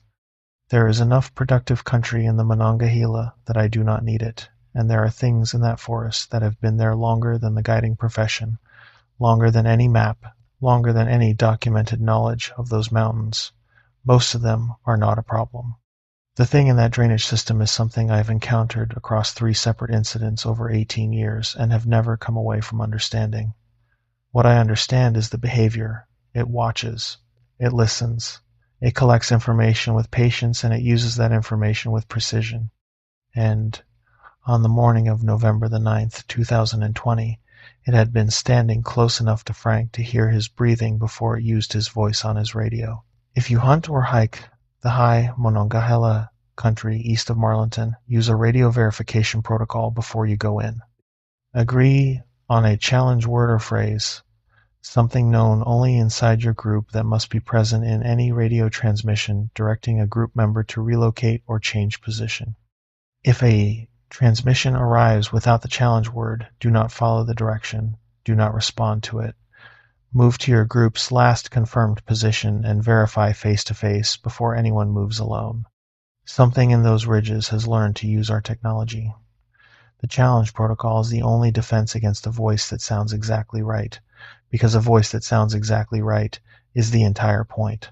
Verify before you move. Every time, without exception. Story 10, Runner 4. One of my runners never came back from that training loop. The thing that jogged out of the tree line wearing his jersey, wearing his shoes, wearing his number that wasn't him. I know that now. I didn't know it fast enough. I have been coaching high school cross country and track for 11 years at a small rural school in Giles County, Virginia. Giles County sits at the southern end of the Jefferson National Forest, where the New River cuts through the ridge systems and the mountain terrain begins immediately behind the town limits. We are not a suburban program with flat grass courses and manicure facilities. My teams train on actual mountain trails, Forest Service and State Forest single track, terrain that climbs and descends the way the geology decides, with roots and rock faces and creek crossings and sections of trail that require attention in a way that flat running never does. The mountain work builds athletes that flat programs can't build. It also means I spend a significant part of every fall season in the Jefferson National Forest, and I know those trails the way I know my own kitchen. I run with my athletes on every long workout. Not beside them, I am not a sub 5 mile pace coach anymore, but on the same trail, the same loop, the same terrain. I know how each of my varsity athletes moves at mile 1 versus mile 10. I know their breathing patterns at threshold effort. I know the specific posture issues they each carry, and the form cues I have been working with each of them on for multiple seasons. You spend 11 years running the same trails every fall with the same age group, and you develop a level of specific familiarity with individual athletes that is genuinely intimate in a way that's hard to explain to someone outside. Coaching, I know these kids by their foot strike. I know them by the shape of their stride going uphill. I know the particular sounds they make when they're hurting and pushing through it versus when something is actually wrong. That familiarity is why I noticed, and why what I noticed has stayed with me for 6 years and shown no signs of resolving. This happened in October of 2018. My varsity squad that year was 7 athletes, 4 boys, 3 girls, deep into our championship training block, approximately 3 weeks out from the conference meet. The workout was a standard long trail run, 14 miles, the loop I had used with my varsity teams for 6 consecutive years without variation. The loop runs from the school's back athletic field, crosses a gravel service road, ascends to the Jefferson National Forest trail system via a connector trail, and traverses a long exposed ridge section with approximately 1,200 feet of total elevation or gain and loss before descending back to the gravel road and the return mile to the field. Every member of my varsity squad had run some version of that loop in previous seasons. My seniors and juniors had run it many times. I knew every mile of it. More specifically, I knew every mile of it in October. The specific footing on the rocky traverse section when the leaves were down, the wet conditions at the creek crossing and the drainage section, the mud that accumulated in the shaded sections of the lower descent. I knew what the trail did to a runner's gear and legs and lungs over 14 miles in October. For this workout, I split the team by pace. My 3 stronger runners, the front group, would set off first at threshold pace and run together with the route on their watches, meeting the back group at the field after the loop was complete. I ran with the back group of 4, which meant the front group would be running the ridge and descent sections largely independently. They were varsity athletes in their 3rd and 4th years on the program. I had no concerns about the split. I had run this configuration before. The runner I need to tell you about is a junior I'll call Connor, 17 years old, one of my strongest runners that season, in his 3rd year with the program. He had run that loop more times than I had counted. He was in the front group. My back group finished the loop clean. We came off the trail, hit the gravel road, and returned to the field with cool down underway. No issues, nobody off the back. Good workout across the board. I was watching the gravel road as I led the cool-down jog around the perimeter of the athletic field. The front group came in, 2 of the 3, arriving together, talking. They came off the gravel road with the look of runners who had executed a good workout flushed, tired in the productive way, moving comfortably through the cool-down transition. I scanned past them for the 3rd runner. I asked where Connor was. They said he had been with them through the ridge section and had pushed the pace on the descent. They had assumed he was already back. He was not back. I counted to 4 minutes before I made a decision. 4 minutes is my threshold for a front runner arriving after the group without check-in time, enough to account for a brief stop, minor issue, manageable delay. At 4 minutes and 30 seconds, I sent both front runners inside and positioned myself at the edge of the field where I could see the gravel road junction and the trail mouth. Connor came off the trail at the 5-minute mark. Same jersey. Our program jersey, dark green, with the number 4 on the back in yellow, his assigned number that he'd worn all season. Same shoes, blue and gray, the pair I had watched him lace at the start of the workout, the pair he'd worn to every practice since August. Same slight forward lean that I had been cueing him to correct for 2 years, the habit of a runner who overreaches slightly at the hip when fatigued. Same short, efficient stride pattern on the flat surface of the road.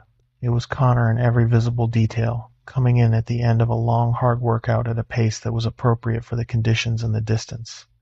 He reached me, and I asked if he was okay. He said yes. I asked about the separation from the other two. He said he'd felt strong on the descent and run his own pace.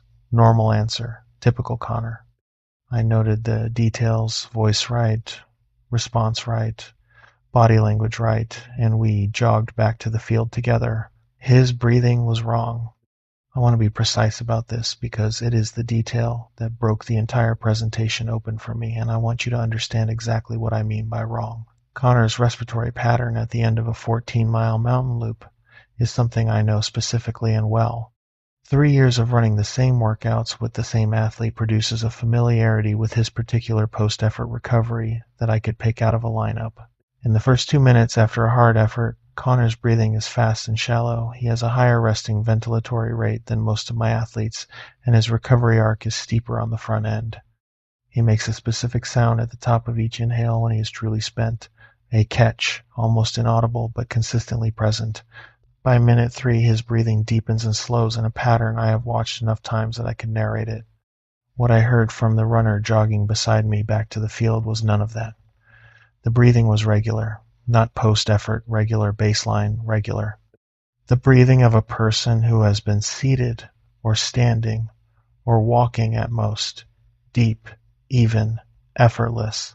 The breathing of someone for whom no exertion had recently occurred. He had just come off 14 miles of mountain trail, including 1,200 feet of elevation change in October conditions. His breathing told me he had done nothing of the sort. I noted it. I filed it. I told myself there was an explanation, that he had walked a section, that he had genuinely rested somewhere on the descent for a period long enough to recover, that I was misremembering his pattern. I am a coach. I do not like gaps in my explanations of what my athletes are doing. I found explanations, and I continued the cool down, and I watched him. The cool down sequence for our long run days is the same every week. A half-mile cool down jog around the field perimeter, followed by a structured dynamic and static stretch sequence that takes about 12 minutes, followed by individual form drills I run with each athlete on a rotating basis. 14 miles of mountain trail produces specific fatigue signatures in the body, a shortening of the hip flexor on the uphill heavy athletes, a tightening of the IT band on the technical terrain runners, a general reduction in stride length and postural control that I can see in the first 30 seconds of the cool-down jog. I use that observation to inform the next week's recovery programming. I know what my athletes look like at the end of that specific workout on that specific loop. The runner I was watching in the cool-down showed none of those fatigue signatures. The stride was correct in length. The posture was correct. The hip flexor stretch showed Connor's characteristic left side asymmetry, the same limitation I had been cueing for 2 years. The form drills that followed showed his known movement patterns in accurate detail. If I had only seen the cool-down and not heard the breathing, I would have noticed nothing.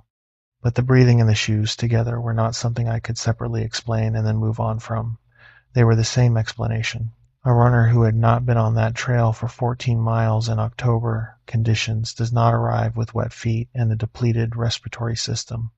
Whatever arrived at the field had correctly reproduced everything visible about Connor. It had not reproduced the things the body carries invisibly, the biological evidence of exertion and the physical evidence of terrain contact. It had gotten the costume exactly right. It had not been able to get the body right. What it had done was walk onto a school athletic field, interact with 7 high school athletes and their coach for 12 minutes of cool down, and nearly be released with the team at the end of practice. I have thought about that endpoint many times, what its plan was for wherever the team went next, whether it intended to go into the building with the group. I do not have answers to any of those questions. What I have is the observation of what it did not do. It did not follow the team through the door. It did not approach the lit field perimeter. My practice field has overhead metal halide lights that I run from the moment the team assembles to the moment everyone is inside, very bright, flooding the full perimeter. It ran a 12-minute cool down in that light, interacted with 7 athletes, and when the session ended and the team moved through the door into the building, it stopped. The field lights were the boundary. When the team went inside and I hit the switch and the field went dark, whatever had come off that trail went back to wherever it had come from. I have kept those field lights on for every practice since. The lights come on before the team arrives, and they do not go off until every athlete is inside. I have never had a reason to change that protocol, and I have no intention of doing so, except the breathing. And one other thing, his shoes were dry. I registered it during the cool down when he was seated for the hamstring sequence, and I had a clear view of his feet. Blue and gray shoes, the pair he had worn to every practice since August. I knew those shoes. On that loop in October conditions, every runner's shoes were wet from the ankles down at minimum. There were two unavoidable wet sections. The creek crossing at mile 9, which in October ran at a depth that wet you above the ankle, and the drainage traverse at mile 11, which held moisture well into fall and left a particular dark mud on shoe uppers that I had cleaned off my own footwear after every October long run for 6 consecutive years. Every member of my back group had wet feet. Both front runners had wet feet. I had not looked at their shoes deliberately when they came in. There was no reason to, but I noticed them now as I noticed everything on a cool down, because that is when I do my athlete assessments. Connor's shoes were clean, dry, no creek water stain on the uppers, no drainage mud. The shoes of a runner who had not been on that trail. I finished the cool down. I sent the team in. I stood on the athletic field in the October afternoon, and I held both details together, and I could not find a version of events that accounted for both of them simultaneously. Dry shoes and normal breathing at the end of 14 miles of wet Appalachian trail are not conditions that occur together in a living runner. They require either that the runner was not on the trail, or that something wearing the runner's shoes was on the trail and had kept them dry by means I cannot account for. I called Connor's mother that evening, under the pretext of a training check-in. Connor was at home. He had eaten dinner. He seemed tired. She mentioned no injuries, no unusual behavior, nothing that suggested a difficult afternoon. I asked carefully whether he had mentioned anything about the workout. She said he had described it as a solid long run and had eaten well after, which is Connor's standard post-workout report when a session has gone according to plan. Real Connor was home, fine, reporting a normal workout. At some point between the ridge and the gravel road, something had replaced him at the back of the group for the final miles long enough to arrive at the field, long enough to move through a 12-minute structured cool-down correctly, long enough to almost walk off the field with a group of high school athletes at the end of a normal practice day. I do not run split workouts on that loop anymore. I run front and back together, or I don't use the loop.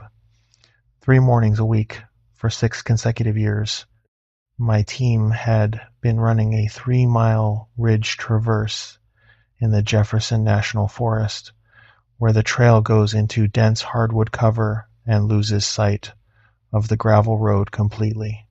3 mornings a week for 6 years, something had access to close observation of every member of my program. It had time. It was patient. And it selected one athlete, a junior, a strong runner, the one most likely to be alone at the back of the front group on the descent, and it studied him specifically enough to reproduce his gear, his number, his posture, his form, and the specific behavioral signatures that his coach of 3 years would recognize. The breathing and the shoes were the margin, 2 details it could not fake. Out of everything it got exactly right, those 2 things were what it missed. That margin is thin. I think about how thin it is every time I am standing at the field watching my athletes come in off the trail. Connor ran for me through his senior year, and he is in college now.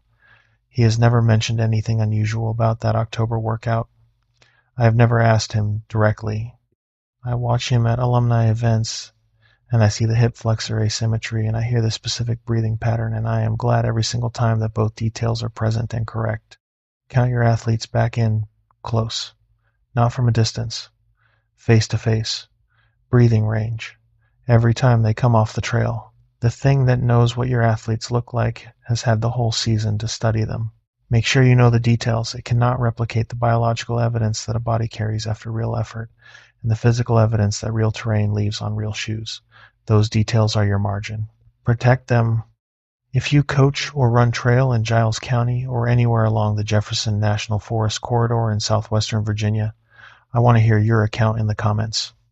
And if this is your first time on Dark Horror Narrations, I have been telling accounts like this one for years because the people who run these mountains deserve to know what else uses them. Welcome. The full library is right here. Stay with your people on the trail tonight. There is a specific section of the ridge traverse on that loop, about a mile of trail and dense hardwood cover, where the canopy closes completely, and you lose sight of the gravel road below that I run right through now without pausing and without looking too long into the trees on either side. In October, when the leaves are down and the sightlines open back up, I can see deeper into that forest than I can in summer. Sometimes I look. I have never seen anything clearly. But I have had the feeling, more than once on that section, of the particular attention that a forest produces when something large is watching from inside it and has chosen to be still. I keep my pace, and I keep my eyes on the trail, and I count my athletes, and I move through it, and I do not stop. The margin between what it replicated correctly and what it got wrong was 2 details: dry shoes and even breathing. That is a very small margin for a very complete performance. I intend to keep closing it down on my end. Every athlete, every workout, every trail finish. Count them in close and listen. 6 years and I still think about those shoes.